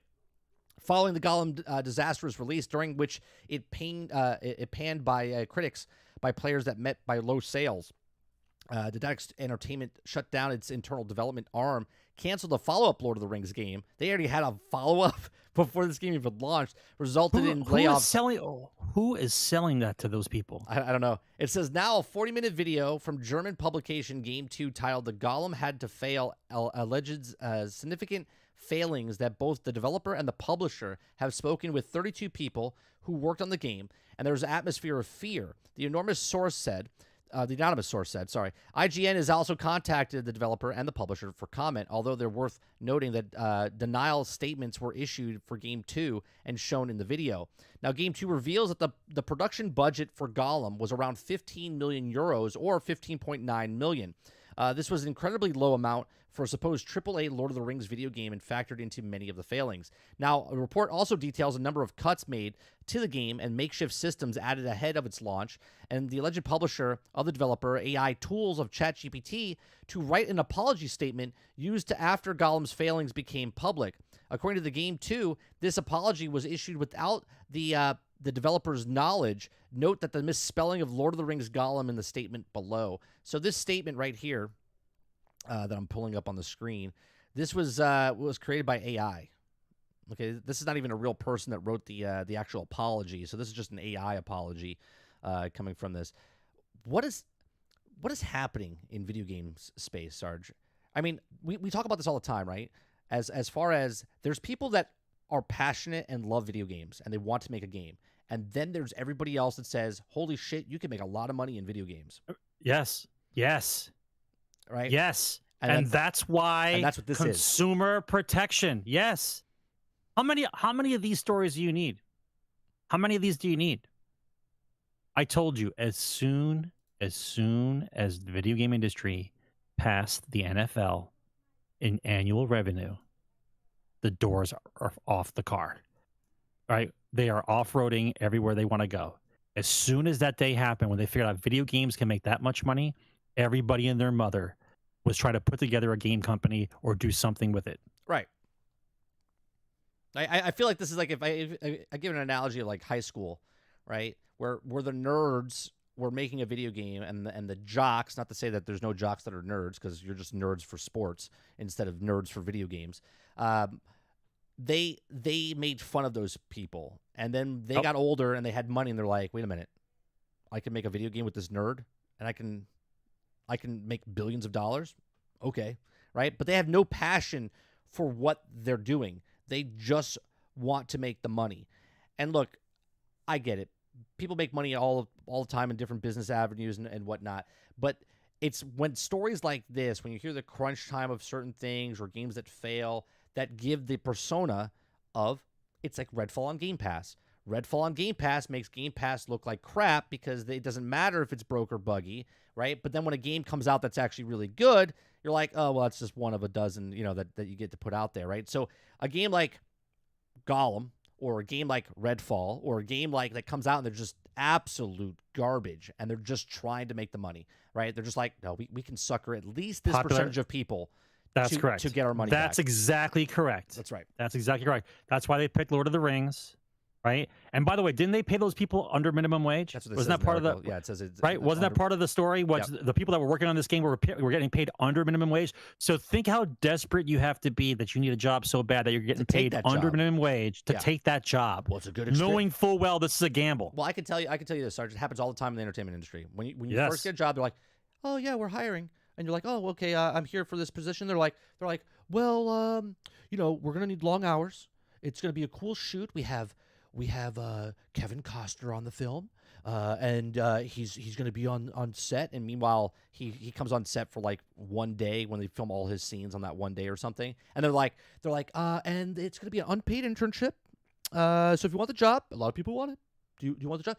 Big opportunity. After this, you can work on a lot of other stuff. They're like, yeah, okay, because you're trying to break in, right? So they take advantage of people that literally have nothing to lose. They're like, well, I don't have a job right now anyway, so I guess an unpaid internship. And why did I pay all this money to go to coding school or learning computer graphics? Right. And I don't have a job. There's people that take advantage of people all the time in the entertainment business. Doesn't matter if it's the music industry, doesn't matter if it's the movie industry, doesn't matter if it's the video game industry. There's always scumbags. Some scumbags hide it better than others, but they're all out there for many different things. So yeah, it's a shame that this game came out and it was poorly received, and it was broke game, and now it's sad to hear that they got taken advantage of. I mean, that's what it is, right? But again, here's that tissue box, Sarge.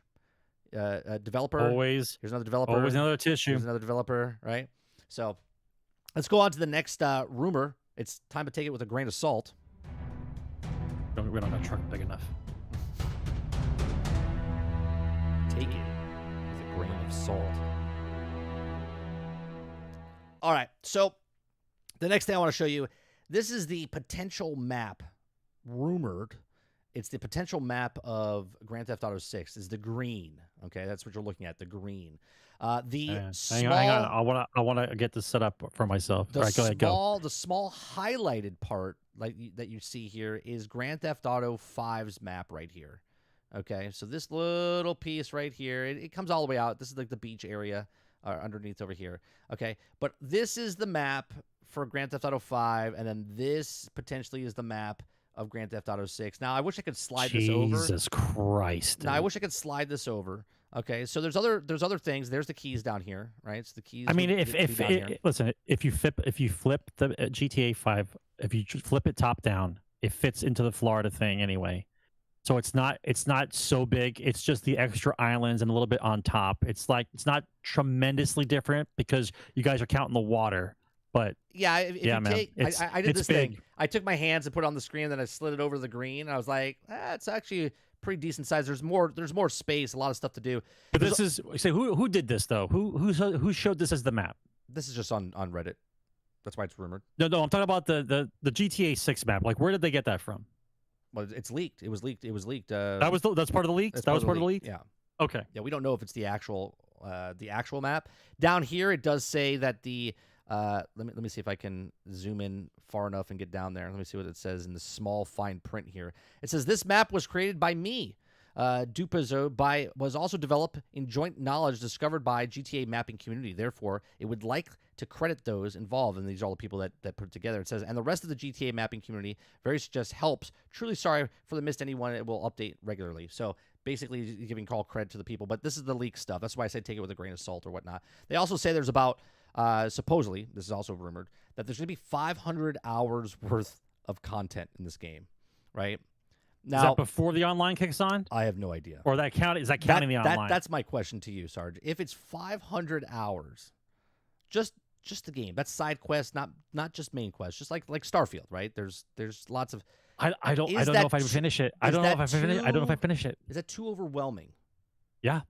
Yeah. I don't know if I'd finish it. The main story or just the game itself, like. If the game has 500 hours of content in it, I don't know if I'd finish it. Yeah. Maybe, but I don't know. I don't think I'd finish it in the same year. I mean, maybe. Maybe. That sounds like a lot of, like all the content. Maybe because you could play for 500 hours. I just did 200 hours in Darktide, so it's maybe 200 hours in Darktide. Settle down. I'm sorry, 200 hours in Starfield. Sorry, 200 hours in Starfield. I was like, wait a minute. Yeah, Starfield. I think if it's 500 hours, like if it's 500 hours of content, that doesn't mean that you could probably play 200 hours and not even get close to 500 hours of content. You know what I'm saying? Like you get lost and get sidetracked, and all of a sudden you start customizing your car or something. Like, you know what I mean? Like that's a crazy amount of stuff if that's what it is.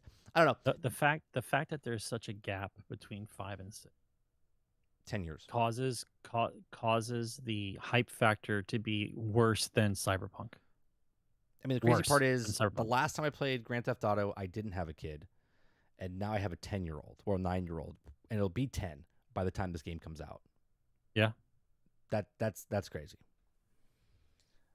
Krebsy, I agree with you. I don't know if this is the exact map. I mean, it's a good rough estimate. I mean, hell, we don't even know if it's in Miami, right? So. Oh no, we know it's Florida. I know it's not official yet, though. You know, so.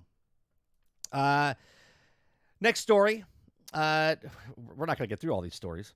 Activision offers a time frame of Xbox Game Pass inclusion ahead of Call of Duty Modern Warfare 3. So, Activision puts out a tweet, right? And I thought this was interesting. Okay, they put out a tweet. They put out a tweet, and the tweet says, "It's awesome to see the anticipation building of Call of Duty Modern Warfare 3 as it continues to work towards regulatory approval of Microsoft deal, and we've been getting some questions whether or not its upcoming release of a launch or recently launched games will be available on Game Pass. While we do not have plans to put Modern Warfare 3, like, read that out loud. Well, we do not have plans to put Modern Warfare 3 or Diablo 4 into Game Pass this year. Once the deal closes, we expect to start working with Xbox to bring titles to more players around the world, and that we anticipate that it would also begin adding games into Game Pass sometime in the course of next year." Now, obviously, in the court documents... Hilarious. In the court documents, it says that they cannot put Call of Duty on Game Pass until 2025. That's the new one. They can take all the old Call of Duties and then obviously put those on Game Pass. The Diablo 4 is what really makes me laugh, because that wasn't part of the deal they weren't fighting for Diablo in the courtroom. They were fighting for Call of Duty, right? Yep. So Diablo 4 right now is, I don't want to say struggling, because it's not struggling. It's got hundreds of thousands of people still playing. It made all its money. It sold over 10 million copies. It's got over 250,000 people playing. It's fine. But it's not that fine, because obviously they just threw it on Steam because they didn't have enough people playing the game, or their number, I should say, what they want to play. They're struggling after Season 1. Season 2 is coming out. And I think it's funny that Activision thinks that because someone paid $70 billion, that they are going to be okay with waiting to put a game like this on Game Pass. Like, this is a game that needs to be on Game Pass, I'll be honest with you, because they need as many people playing the game as possible to get the Battle Pass and the cosmetics and all the other stuff in that game. And this game, they want the influx of people playing. It's proven that it works, because PlayStation and Xbox both put Battlefield 2042 on, and it revived the game when they put it on PlayStation Plus and Game Pass. Okay, it also revived Saints Row, the last Saints Row, when it bombed and no one bought it, and they put it on PlayStation Plus. It was the most number 2 played game because it revived it, because no one wanted to pay for it. They would rather pay a subscription model for it. So Diablo, a lot of people are disappointed in Diablo 4. I think it's weird that Activision came out with this before, because Activision shouldn't have said anything, right? This is not Activision's, in my opinion, what's the word I'm looking for? They didn't need to say anything, because this is not their place to say it. Because if they want to go to Game Pass, the guy who paid $70 billion, I say guy, but the company that paid $70 billion is going to go, yeah, all of your stuff but Modern Warfare 3 is coming to Game Pass. soon as that ink dries, it's coming onto the platform. Yeah, the fact that they even wrote a tweet like this is hilarious. Like they have say. Yeah, right. They don't have say. They don't have say. They don't have hand. They don't have nothing. They have their job. Now here's the part I'm curious about. Now the rumor was that there were people working for Activision Blizzard who, when they found out about the merger, decided that they did not want to work for Activision Blizzard anymore, so they decided to leave. Yes, so that means they're losing talent. They're losing talent. That's number one. Correct. Right? Because they did not want to work for Microsoft. So my question is, how do the people who walk away from Microsoft because it's Microsoft, but they were able to stay and work when they had the sex scandal and everything else that was going on with Activision Blizzard over the last 3 years, but that was okay to stay and work then. But just because Microsoft's taking you over, now is the time to leave. Yeah, because you don't want to work for a company that's got a bad reputation. Oh wait, right. I don't know how that works. So maybe they got rid of some people when that happened, and now the other people in Microsoft. So my question is what is the veterancy? I'm not even going to say what the employees now is. What is the veterancy of Activision Blizzard currently right now? Because we already know that Blizzard's dead, right? We already know that they're creatively bankrupt. We've already watched World of Warcraft going down in flames, and they've been trying to resuscitate it. And Overwatch is all over the place, and we know it's a steady decline with these IPs that they have that they don't care for. So they just paid $70 billion for non-vetted rookies who don't care about the IPs that made them billions over the last 10 years. And now what do we get? What are we doing? What is it they're going to make? What is it Activision Blizzard's going to make that's going to make Microsoft make back the $70 billion? I mean, the goal is to get 100 million people onto Game Pass. And they could literally take all Activision Blizzard games and make a own section on Game Pass. They could be like the Activision Blizzard Pass. So we're just going to salvage the car for parts? Is that what they mean? Like we're going to take what the essence was of your company in the past, put that on Game Pass to make it more attractive, but we don't give a shit what you make anymore because we know you guys don't make anything anymore? Well, no, I think obviously they're going to make Call of Duty, right? They're contractually obligated to make Call of Duty. Well, yeah, Call of Duty is, I mean, $1 billion business, and they're not going to get rid of that, right? They've signed 10-year deals or whatnot, right? So Activision, I think all their old stuff that's not doing anything, right? Like the old Transformers games, the Marvel games, anything, any IP. I mean, even Bobby Kotick in a interview that he talked about, he was talking about Pitfall and stuff like those things could get revived and made games into, and those games would be perfect if they did an updated version of Pitfall and they put it on Game Pass type of stuff. Like, you know what I mean? Like nobody from the current staff of Activision Blizzard is going to want to go back in time to revitalize games from the fucking 80s. But what I'm saying is they could either take those and put them on, or they could remaster them, or they could do whatever they want with them. They have such a catalog of games going back 40 years that are underneath the Activision / Blizzard gaming development, right? So they have tons of catalogs to do. Obviously, they're going to be making more of their money from the mobile device, right? The mobile and PC and whatnot. It'll be interesting to see what happens. I just thought it was funny that Activision was like, yeah, we're not going to put it on Game Pass. We have no things this year, but honestly, if Xbox says jump, they're going to be like, all right, well, what can you put on Game Pass? I see Diablo by Season 4, maybe not Christmas this year. Obviously, maybe by summertime it'll be on Game Pass. You think so? I think so.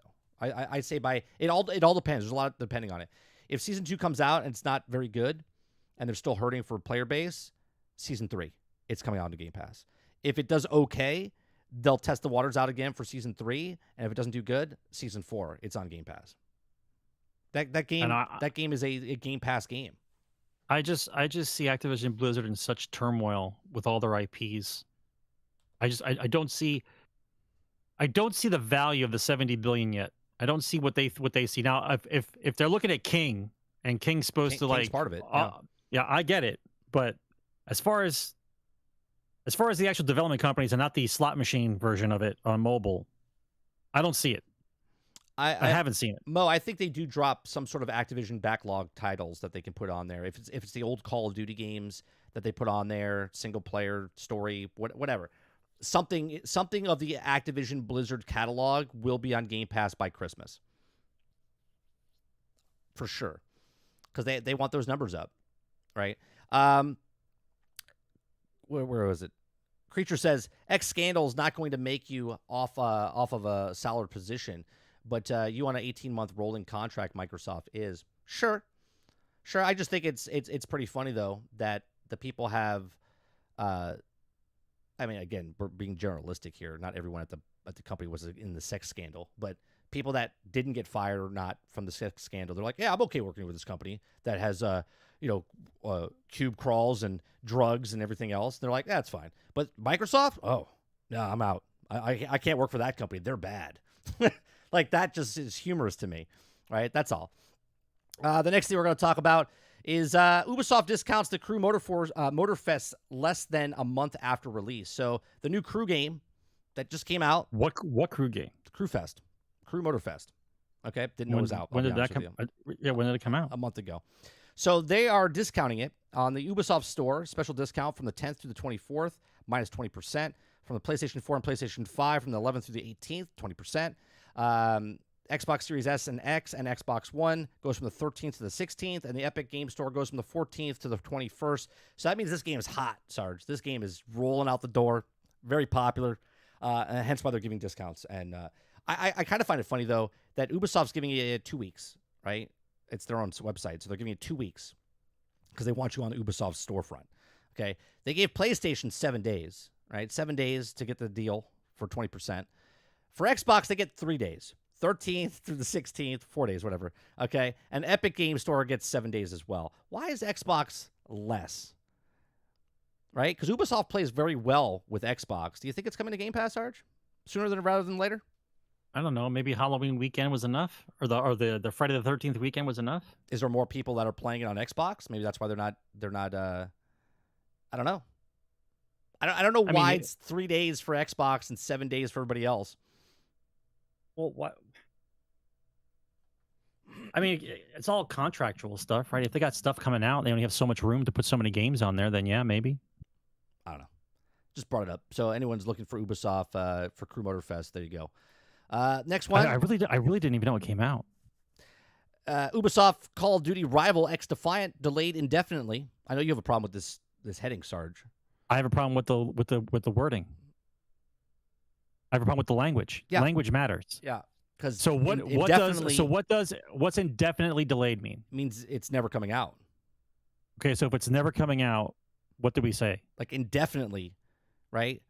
There's no coming back. Right. It's indefinite. When you're dead, it's indefinitely. So if it's indefinitely delayed, so that means it's never ever coming out. So if it's never coming out forever. Right. So canceled.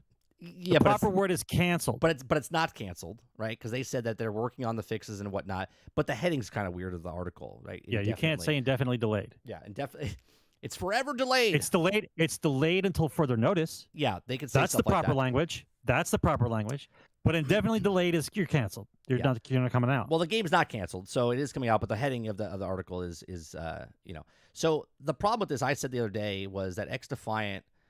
I actually appreciate that they're canceling the release date, right? And then repositioning themselves for another release date, okay? Because they said they had problems. But my problem is with this is that they had alpha tests and whatnot, and they wanted to push it out early. And Xbox and PlayStation both denied them for the quality test and said, no, it's not good enough, right? So they told them they couldn't do it, and they postponed it to October. Now here we are in October, and they're like, yeah, we still have problems, and we're gonna work on those problems, which means there was more problems than they're speaking of, right? They're being transparent, but not totally transparent, right? They're being upfront and saying, well, we need to still work on it in the community. We listen to the community because that's how you get the people to rally around you or whatnot. So if this is truly a Call of Duty competitor, right? Because it feels like the old school Call of Duty, not what Call of Duty is now. Okay. People really liked this game when they were playing it. I just find it funny. I feel like there's problems. I feel like this game's going to have problems, even if they're indefinitely delaying it, right? There's definitely, we have problems indefinitely. Yeah, there's going to be problems with this game. I just feel like they're not saying what the problems are, because why wouldn't it go past quality test to get on the PlayStation and Xbox? And then now they were going to release in October, and they still are having problems. So I don't know. You don't have to. But there's no date at all. None. There was, and now there's not. Well, Right? what was the last date? It was supposed to come out sometime in October. Sometime in October. Okay. Yeah, Krubsy, that's what I'm saying. It was a very positive, well received, positive stuff. But then it got said no, Mr. Matumbo back in the 90s. No, right? PlayStation and Xbox were like, no, you can't put it on our system. Something's wrong with it, right? Whatever that is, I don't know what that is. Okay, and then now they're like, well, the slide is having a little bit of hitching going on, and if it's hitching, then thanks for the community for telling us that, and we fixed it after we looked at underneath the hood. That can't be the only reason they're being indefinitely delayed, right? There's got to be another major issue underneath the hood that they're not seeing. They're being transparent, but they're not being fully transparent. That's what I see. The next story, Sarge, PlayStation. PlayStation has a brand new slim version coming out, right? You can get the you can get the PlayStation 5 right now for $499 for the disc version, right? Right now. Comes with the stand. Comes with the Xbox, the big fucking thing. Okay. Comes with all the stuff. $499. Okay. Now, they worked on a brand new system, 30% smaller. Okay. 30% smaller. Let me read what it is. It's but not from the front. Looks the same. It's the volume by more than 30% and the weight by 18% and 24% compared to the previous models. Okay, there are 4 separate cover panels, which is also the top portion of the glossy look, while the bottom remains in matte. If you purchase the PlayStation 5 Digital Edition, you can add an Ultra HD Blu-ray disc drive for PlayStation 5 later, as it's sold for $80. So, let me get this straight. Right, you pay the pricing of this, Sarge. Okay, for the Digital Edition is $449. Okay, you're getting the Digital Edition, but then you decide $449. Right, $450, right? $450, okay. Right? I got it. Then you decide that you want the disc drive, which they're selling separately for $80. Okay. Why wouldn't you just buy the other edition without with the Blu-ray player for $500? Well, I don't want to answer the question yet. Please keep going. Okay. So as this, all right, as we go here, then the next part of this. What else don't I get with this? Right. You also don't get the new PlayStation 5 model will also be available starting in this November in the U.S. at select local retailers and the directplaystation.com. We're also available to continue the roll globally in the following months. And once the inventory is current for the PlayStation 5 models they sell out, the new PlayStation 5s will become the only model available. Okay. Where's the part with the stand? Did I miss the stand? They have a stand. Let me get. Here's the stand. Sorry. A horizontal stand will be included with the PlayStation 5 model. Also, a new vertical stand compatible with the PlayStation 5 models will be sold separately for $30. Okay, so they're giving you a stand. I want to show you the stand that comes with it, Sarge. Are you ready? Yeah, sure. Okay, there it is. Do you see it? No. It's right there. It's this little piece right here. Your screen's not there. Yeah. Okay, this hang on. I can't zoom in any farther. Okay, this little piece right here, it's a kickstand. It comes off of the actual console and it kicks down. Okay, that's the stand that comes for free. Okay. Okay, but if you want the vertical stand, this thing, it's $30. So now you pay for the digital edition. If you don't want the disc drive, you get it for $449. But if you want to stand up your PlayStation, you got to pay an additional $30 on top of that. So now you're at $480. Okay, $480 for the digital version if you want to stand up your PlayStation. And then if you're at the PlayStation 5 with the hard drive, right, and you want the stand, okay, it's going to cost you $530.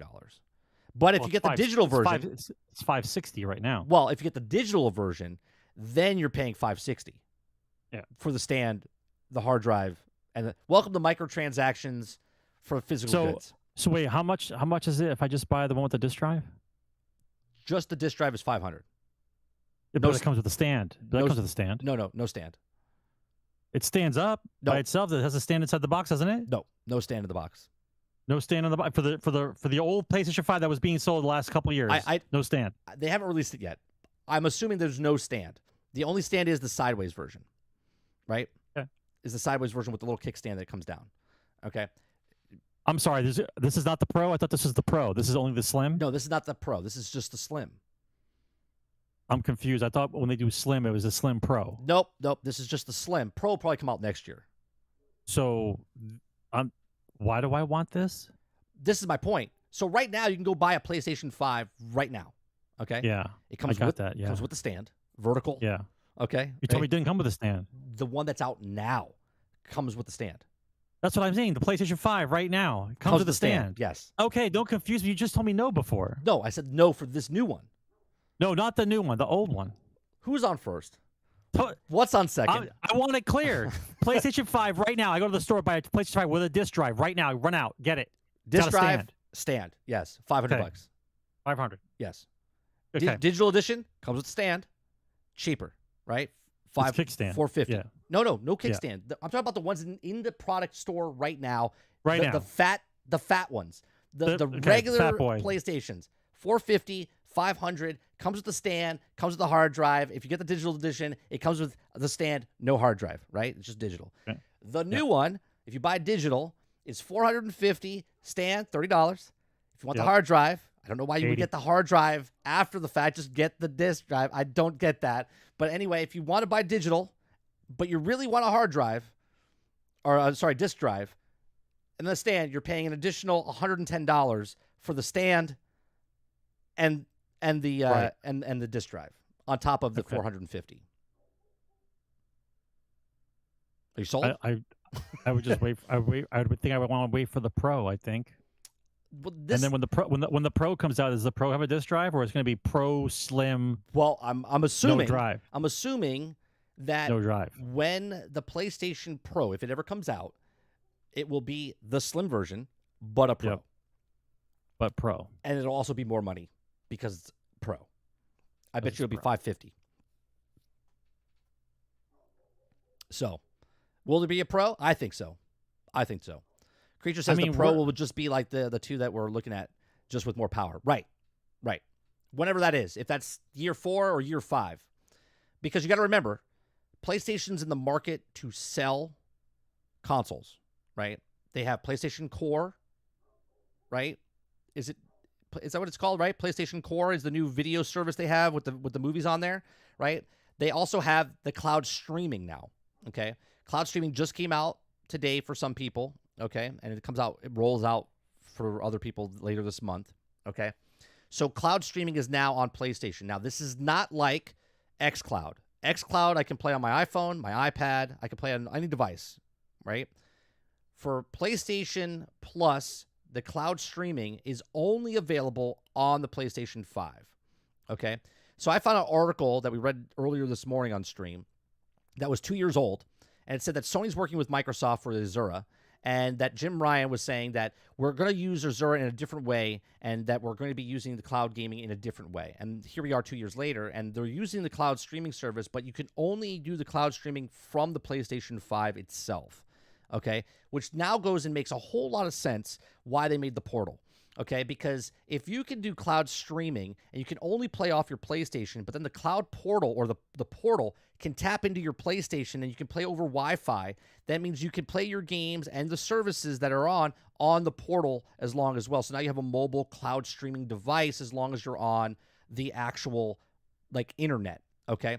So they said they wanted to sell 25 million more consoles by the end of next year, right? So this all lines up, right? So they come out with a brand new system. They already are making money off of the PlayStation systems right now. They're profitable, right? They're not losing money on the PlayStation 5s as of right now. So they're already profitable on the ones that they're selling now. 40 million or 41 million that they have sold. Now they want to get rid of the old stock because obviously they're making their margins, okay? But now they want to make, smaller margin, more profit off of the new stuff, right? So now they have the new PlayStations coming out. They're at the exact same price. They're at 30% more. So they're costing PlayStation, or so I should say Sony, less money to develop, right, to put together, and they're getting the exact same prices that they were getting already. So they're making more money there. Now with Cloud Core, with the Sony movie services on there, plus they have Crunchyroll, right? Crunchyroll, is that what it's called? Is it called Crunchyroll or Crunchyroll? I don't know. I don't really watch it, but they have that service on there as well. And now they have the cloud streaming service that's on there as well. So, but you have to access all of this stuff by owning a PlayStation 5, right? So you have to have the PlayStation 5, and this is what the difference between Sony and the difference between Microsoft. Sony is selling goods. They're selling the actual physical devices, the controllers, the Portal, the PlayStation 5, the VR headset. That's what they're making their money from, and they're making their margins off of that. Xbox doesn't care if they sell anything. They don't care if you sell the Xbox Series S or X, or if you're playing on PC. They just want that recurring $10, right? Unless you're the other guy, Anthony, in chat that didn't believe me that it was $11 or $10. He says, no, it's only the core. But, there's people out there that don't believe certain things, right? Or you can pay the $17. That's what they want, the recurring revenue to come back in every month. Two completely separate models, right? Sony is selling hardware. They're selling the games on their actual device, and that's where they want you to be. Xbox is like, fuck it, we don't care if you buy our stuff. We just want you on the service of Game Pass. So much so, Sarge. We're going to throw this into the mix here. Microsoft, Game Pass Ultimate, the Xbox Starter Bundle, has everything you need to play. Okay, so here's the different models. Okay, they're charging $500. $450 and $500 for the PlayStation, and here we are, the Xbox Series S. They're not doing a Xbox Series X bundle. They're doing an Xbox Series S bundle. Okay, they want you to launch worldwide October 31st. $300. $300 includes Xbox Series S, 512 console, 3 months of Game Pass Ultimate membership, and wireless controller. Right, it's a little bundle for you. There's the controller, there's the system, and there's Game Pass for 3 months. Get you hooked. Right? And this is why I keep telling you that they only need 4 months from people, right? And they make their money off of that person basically on average, right? So they give you the 3 months, right? And then they want you to stay, and they want you to stay for an additional 4, okay? So they want you on there for at least 4 months on top of that. So Xbox's model is we're giving you the lowest grade of the Xbox Series S because that's the potato. That's holding Xbox back because they have to parody stuff. But they're also, remember, you don't even have to pay full price. You can basically rent to own. Right, you can pay $12 a month, okay, to own an Xbox. Okay, I think it's like $26 if you're betting the Xbox Series X, and then you're paying a $10 or $11 for the basic of Game Pass, or you get the Ultimate, right, for $17. So for less than $30 a month, you get a system and Game Pass for the year, right? It's $320. It's paid off, right? And it's crazy. This is the two different mentalities of the companies right now. Interesting how PlayStation wants to make sure that you have the hardware in-house in order for you to do the other cloud-based gaming. Like they don't want it to be without the console because they make their money with the hardware. The Portal And won't not have just- the Portal won't have cloud till mid-2025. But can I play my cloud through the Portal from my PlayStation 5 because you're accessing your PlayStation 5? It doesn't need to go cloud directly to the Portal. It's going to your PlayStation. You're accessing your PlayStation through the Portal as long as you're on the Wi-Fi. Am I not correct there? Sorry, Sarge, go ahead. No, we're good. It's interesting how PlayStation is going to lay that out, though. My Samsung TV is an Xbox. The future is now. Right, Wreckers. And this is what I'm saying, that you can see the completely two different things. And I'm not saying one's right and one's wrong. I've said for years, though, that they're not playing the same game, and they're not. One's trying to sell hardware, and the other one is selling a service. Creature says the Portal will eventually connect to the cloud. Why else would they have invested in the total cloud infrastructure, and why would they have wording like at launch on it? Sure. I'm just saying that I can't access directly to the cloud to my Portal. But if I have the PlayStation Plus Premium, I get the cloud service, and I'm streaming games to my PlayStation. And if this mirrors my PlayStation, then I'm cloud gaming on my system through the Portal. No? It doesn't work that way? Not yet. Okay. You win the luxurious market with quality, not low price. Sony understands this. Microsoft does not. But Microsoft is not doing that. Like McDonald's doesn't make it off rich people. They make it off the lower people, right? Everyone has their market. There's high-end restaurants, there's medium restaurants, and there's low-tier restaurants. The high tier is not competing with the low tier. Low tier is not competing with the high tier. PlayStation is that high-end steak, and Xbox is the fast food joint. That's what it is. They're both in the food industry, right? They're both making games. They're both making money, but they're not competing with each other. Brain says, whatever happened to the other platforms? TurboGrafx, Neo Geo, didn't someone buy them too? They just folded up. They just folded up. Let me see what else we're missing here. Because I want to show this. We have time for 2 more stories, Sarge? Go. All right. So real quick, it's not really a story. It's more of a hypothesis here, right? So EA is that a guess, Krebsy, or is that a fact? Because, or is that just a time delay? Oh, by itself. Yeah, I understand that. If they implement that down the road, sure. I'm saying you can still play cloud through your PlayStation through the portal, as long as you have good internet. I would assume that's how technology works, right? So this is not a fact yet. In a Bloomberg article, they were talking about how potentially Disney might purchase EA.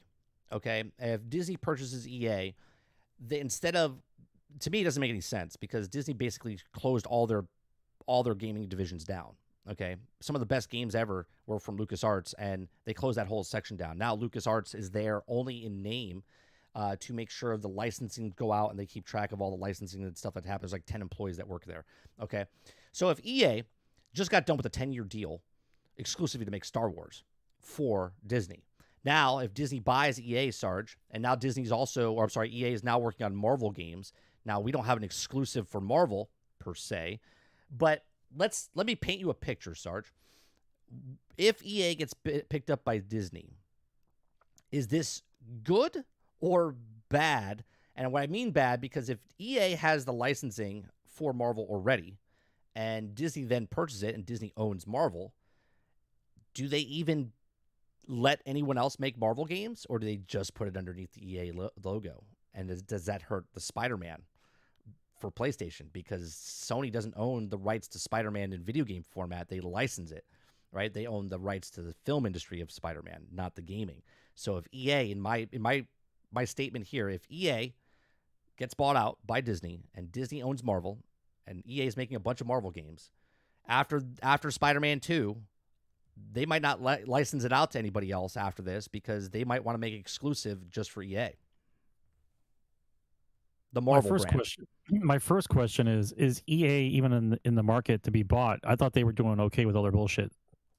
Or is just Disney throwing more numbers at them? Because I don't think Disney's in the position to buy anybody. I don't think they're going to buy EA, but I think I want to know where this rumor came from. It was in an interview, and it was a one sentence in Bloomberg. Bloomberg. Let me see if I can find the sentence. It was a passing statement in this interview. Yeah, this belongs at the top of the pile of salt.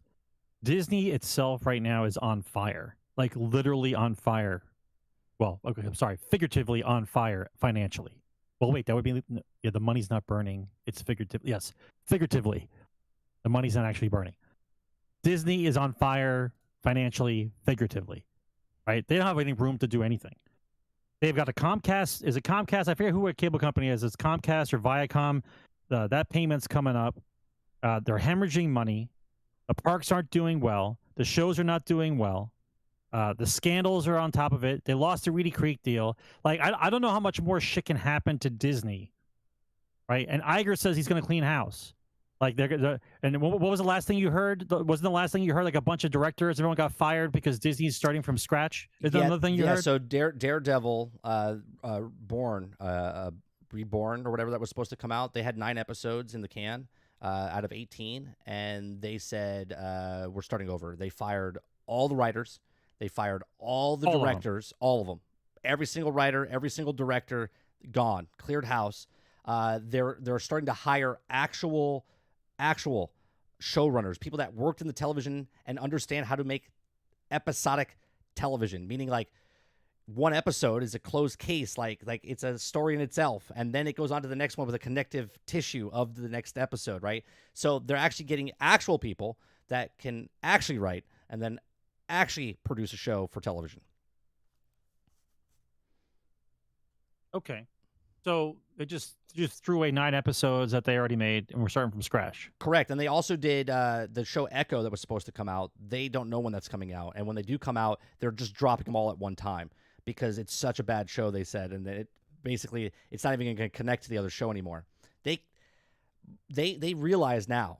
Now, I don't know if per se like the industry has lost and the fans have won, if Marvel actually has woken up to stop doing what they're doing and to actually fix it, but who knows? I mean, with all Marvel movies coming out next month, I'm pretty sure we're gonna get one more cherry on top of this shit cake. I'm pretty sure. Oh, you're gonna get at least 2 more. You got Captain America coming out next year. Did you watch the trailer for Marvels? I did not. Did you watch the trailer for Marvels? I didn't watch it. Did anybody in chat watch the Marvels trailer? I can't find this this sentence that they said about the gaming. It's really, okay. It was really like it's just okay. a pass by. I'm definitely putting that in the no fucking way category. Disney's in turmoil, like legit from all angles, like turmoil. Like they're not buying anything. They've got zero cash flow that they could buy anything with. Right? They're still hurting from the Fox deal. Trust me. Yeah, I can't find it. But yeah, anyway, even if I don't see that happening. I mean, not to say that they can't get bought. I do believe EA is up for sale. Anyone's up for sale. Yes, she was. What's that? Oh, was Brie Larson was in the trailer? Yes, she was. Yes. Yeah. So there is a possibility that EA will get bought. Is Disney going to buy them?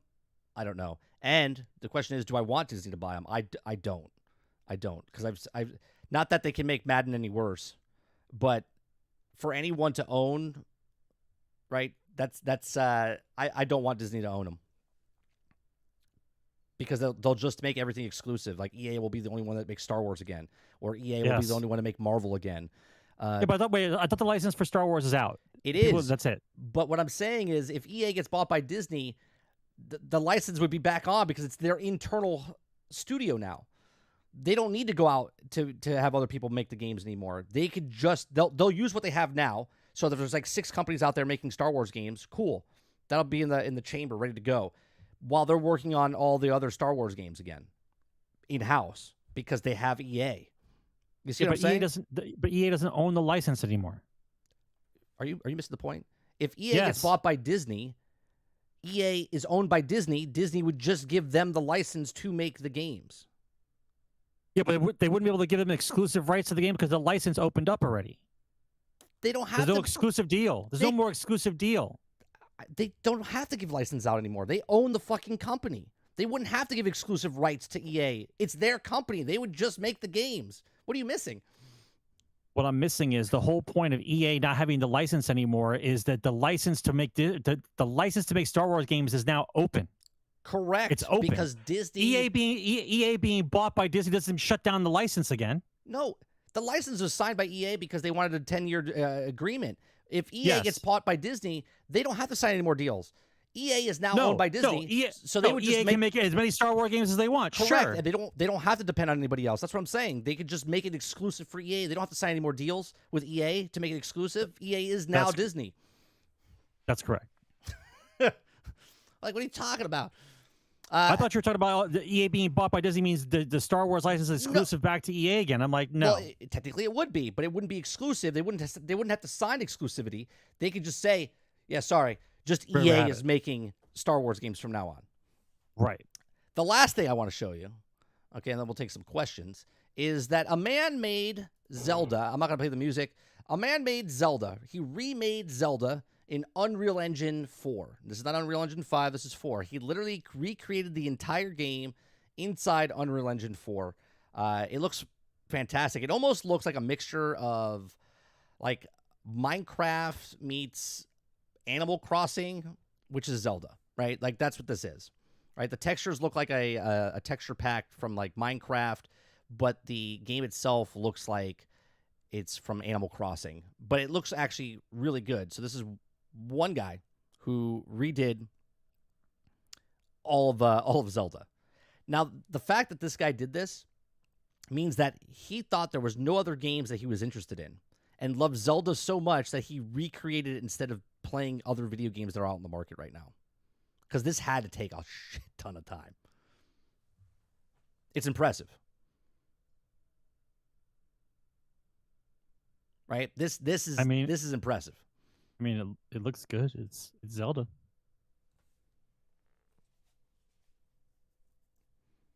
So it's Link's Awakening? I mean, No. sure. No, this is the original This Zelda. is the original Zelda remade in the Unreal Original. Engine 4. I think it looks great. And he has all the dungeons in there.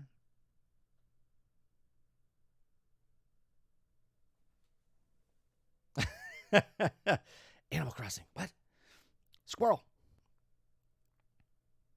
So this is good. Obviously, Nintendo, he would never sell this game. He's just showing it. If I was Nintendo right now, but to spend that much time on a game, if I was Nintendo just right because now, you love it, just because you love it that much, those are the kind of people that used to make video games. yeah, if That's the kind of I was person that made Nintendo video right games. now, I approach this dude and say, "We'll buy it from you. Thanks for doing it for us. We'll put it on the Switch." Right? Why not? Why not pay Because some? crazy Uncle Nintendo doesn't do that. Yeah, but pay this dude some money. He did the work of a whole fucking production staff, right? Just saved you months and years of converting it over. He did it by himself. Pay the man. Put it on there. I mean, I agree. I mean, I miss the fact that there are people in the world that still do that. Like that was the essence of what video gaming was, is people's passion for some idea and then just going balls to the wall and doing it. Like that's what that is. He's not getting paid. Right. You remade Zelda for free? Yeah, because I love Zelda. Oh, okay. Like now give me 100 of those people that like Battlefield. Give me 100 of those people that like Star Wars. Give me 100 of those people that name an IP. Give me 100 of those people. I truly want to do this. I want to do a test. And if someone that knows Unreal Engine 5 can help me, I just want to do a small test. Right? I have nothing to pay. I was going to learn it myself. I wanted to learn Unreal Engine 5. Okay. And I wanted to take G.I. Joe and put it on models within the Unreal Engine and make a small map just to show what G.I. Joe would be in a Battlefield form with the Unreal Engine 5. I would love to see that, right? I don't even care if they take Fortnite, okay, and take Fortnite characters and make them into G.I. Joe characters and make G.I. Joe, but make it a Battlefield, right? All the tools are there. I just got to take the mapping of the characters and then overlay it on the actual things, and that's time consuming, right? So I'm a person that knows nothing about it. They might sue him just for making it. Oh, for sure. Right? No, Uncle Nintendo might sue him just for him making it. They'll sue him. Never mind that he sells it or not sell it. How about I give you a 2 and 98 lazy bastards. I think they should pay him. I do. But that's just me. I think The Legend of Zelda looks pretty damn good, the remake of it. All right, we got a couple of questions. We got 2 questions. Anyone else that wants to submit a question, you can submit the questions. First question is Epic pulling a Unity, like charging people for using the Unreal Engine for non-gaming? I don't think they are. I don't know if you know this story, Sarge. Krebsy, I don't think they are. When I first saw the article, I was like, uh-oh, are they doing a Unity thing? They are charging, so they're not charging any developers anything still, right? They take a 5% cut once you make over $1 million or something like that, and then that's when they start making money off of you if you're a developer. So they're not charging for any of that. It's still the same. But if you're a person using the Unreal Engine 5 for anything else, right? Because it's open and you can just get it, and then you're making a profit off of them. If you're a non-developer, obviously if you're a developer or learning to be a developer, they don't want to charge you unless you make money. But if you're, I don't know what other reason, if you're making a movie, if you're doing all the other stuff, they want you to pay a fee, a yearly fee, a subscription model to access that. And I don't think that's wrong. Right, because they made the tools, they're putting together the library, they're putting all the stuff in there. All right, they're giving you the tools for other people to make the stuff. So if you're not a gamer and not a developer and you're using their software for other purposes, they would like just a small cut, and I don't think that's a problem. I don't know if you have any take on this, Sarge. Epic's charging for the Unreal Engine. If you're not a game developer, okay, they're trying to charge a fee starting next year. I forget what the fee is. It's a small fee, but it's a fee. I don't think they actually said what the fee was. They said it's not too expensive, but it's not also so cheap, right? To make sure that if anyone outside of the development world uses their software, that they get some money from them. I'm confused by that contractual agreement. If I buy their software, You're not aren't I buying it. contract? So I'm leasing it. It's like if you use Adobe Photoshop or anything like that, or like Office, right? You pay a fee. So- you don't own it anymore. So what does it matter? What does it matter if I have it, but I'm not selling video games, and I have to pay you a fee for it? So I forget what the article is because Krebsy brought it up. I don't. This have is before. I'm talking about before this statement came out. Like, what was happening before? People would buy that software and then do what with it?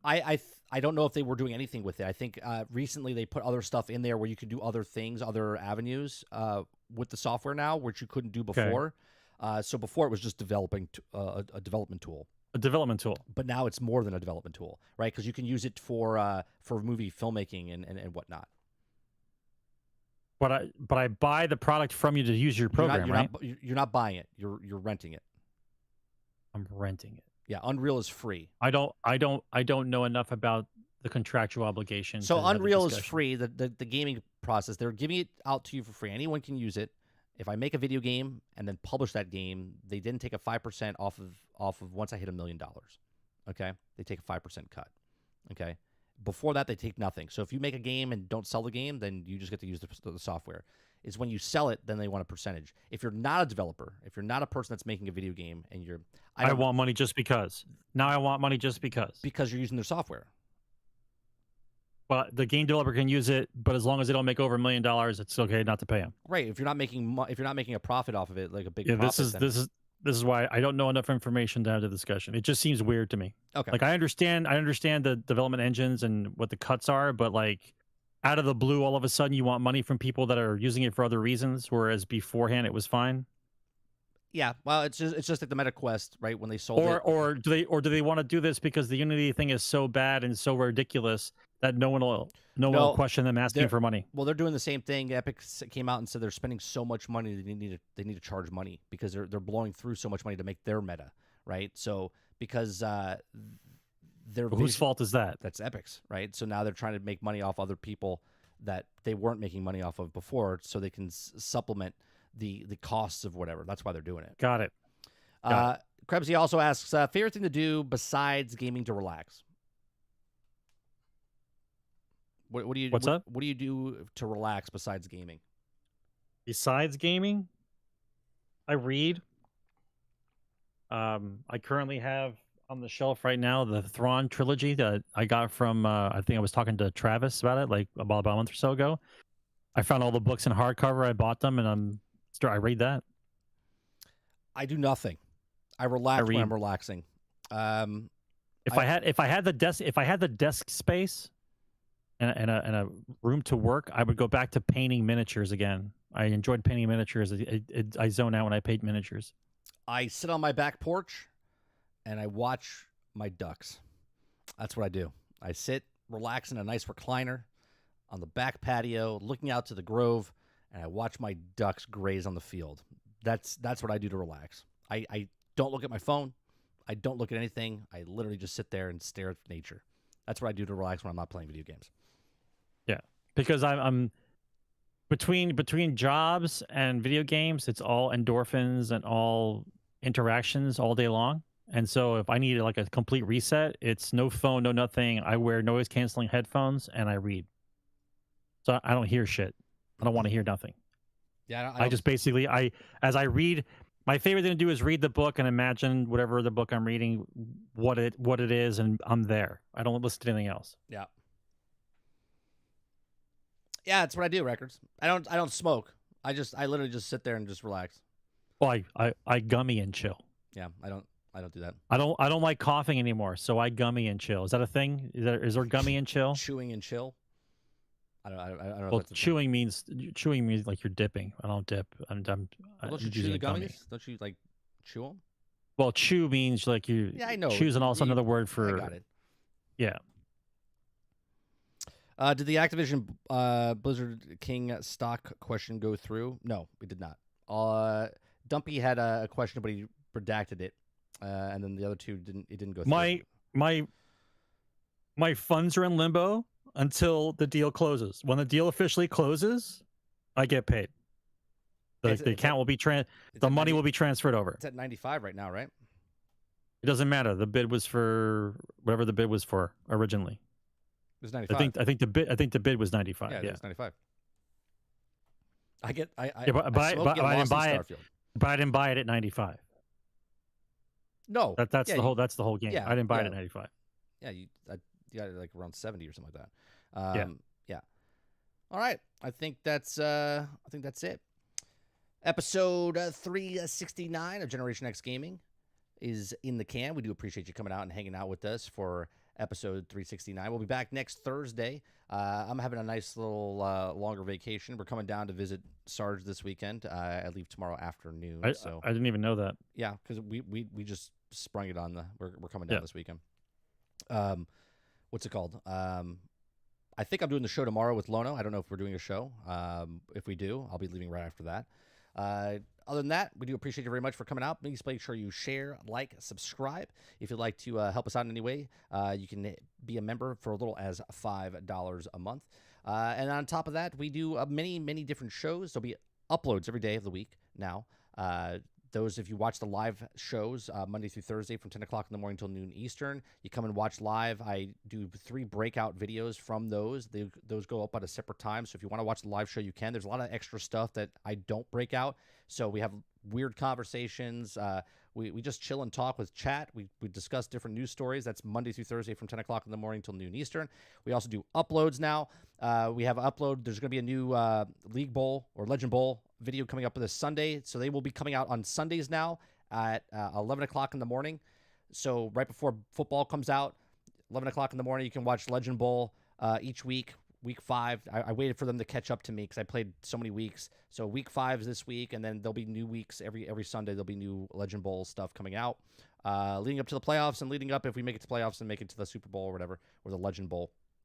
We also do the podcast here in the evenings, 8 p.m. Eastern on Thursdays. And we also do Let's Plays gaming Monday through Wednesday, 8 p.m. We played Battlefront this week, Battlefront 2. We played Battlefield 2042, and we played Starfield this week. Next week, we might play Starship Troopers or whatever else games come out. So appreciate it very much.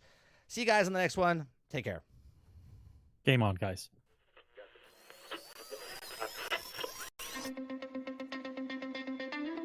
They're two brothers and gamers that have been playing games since the early 1980s.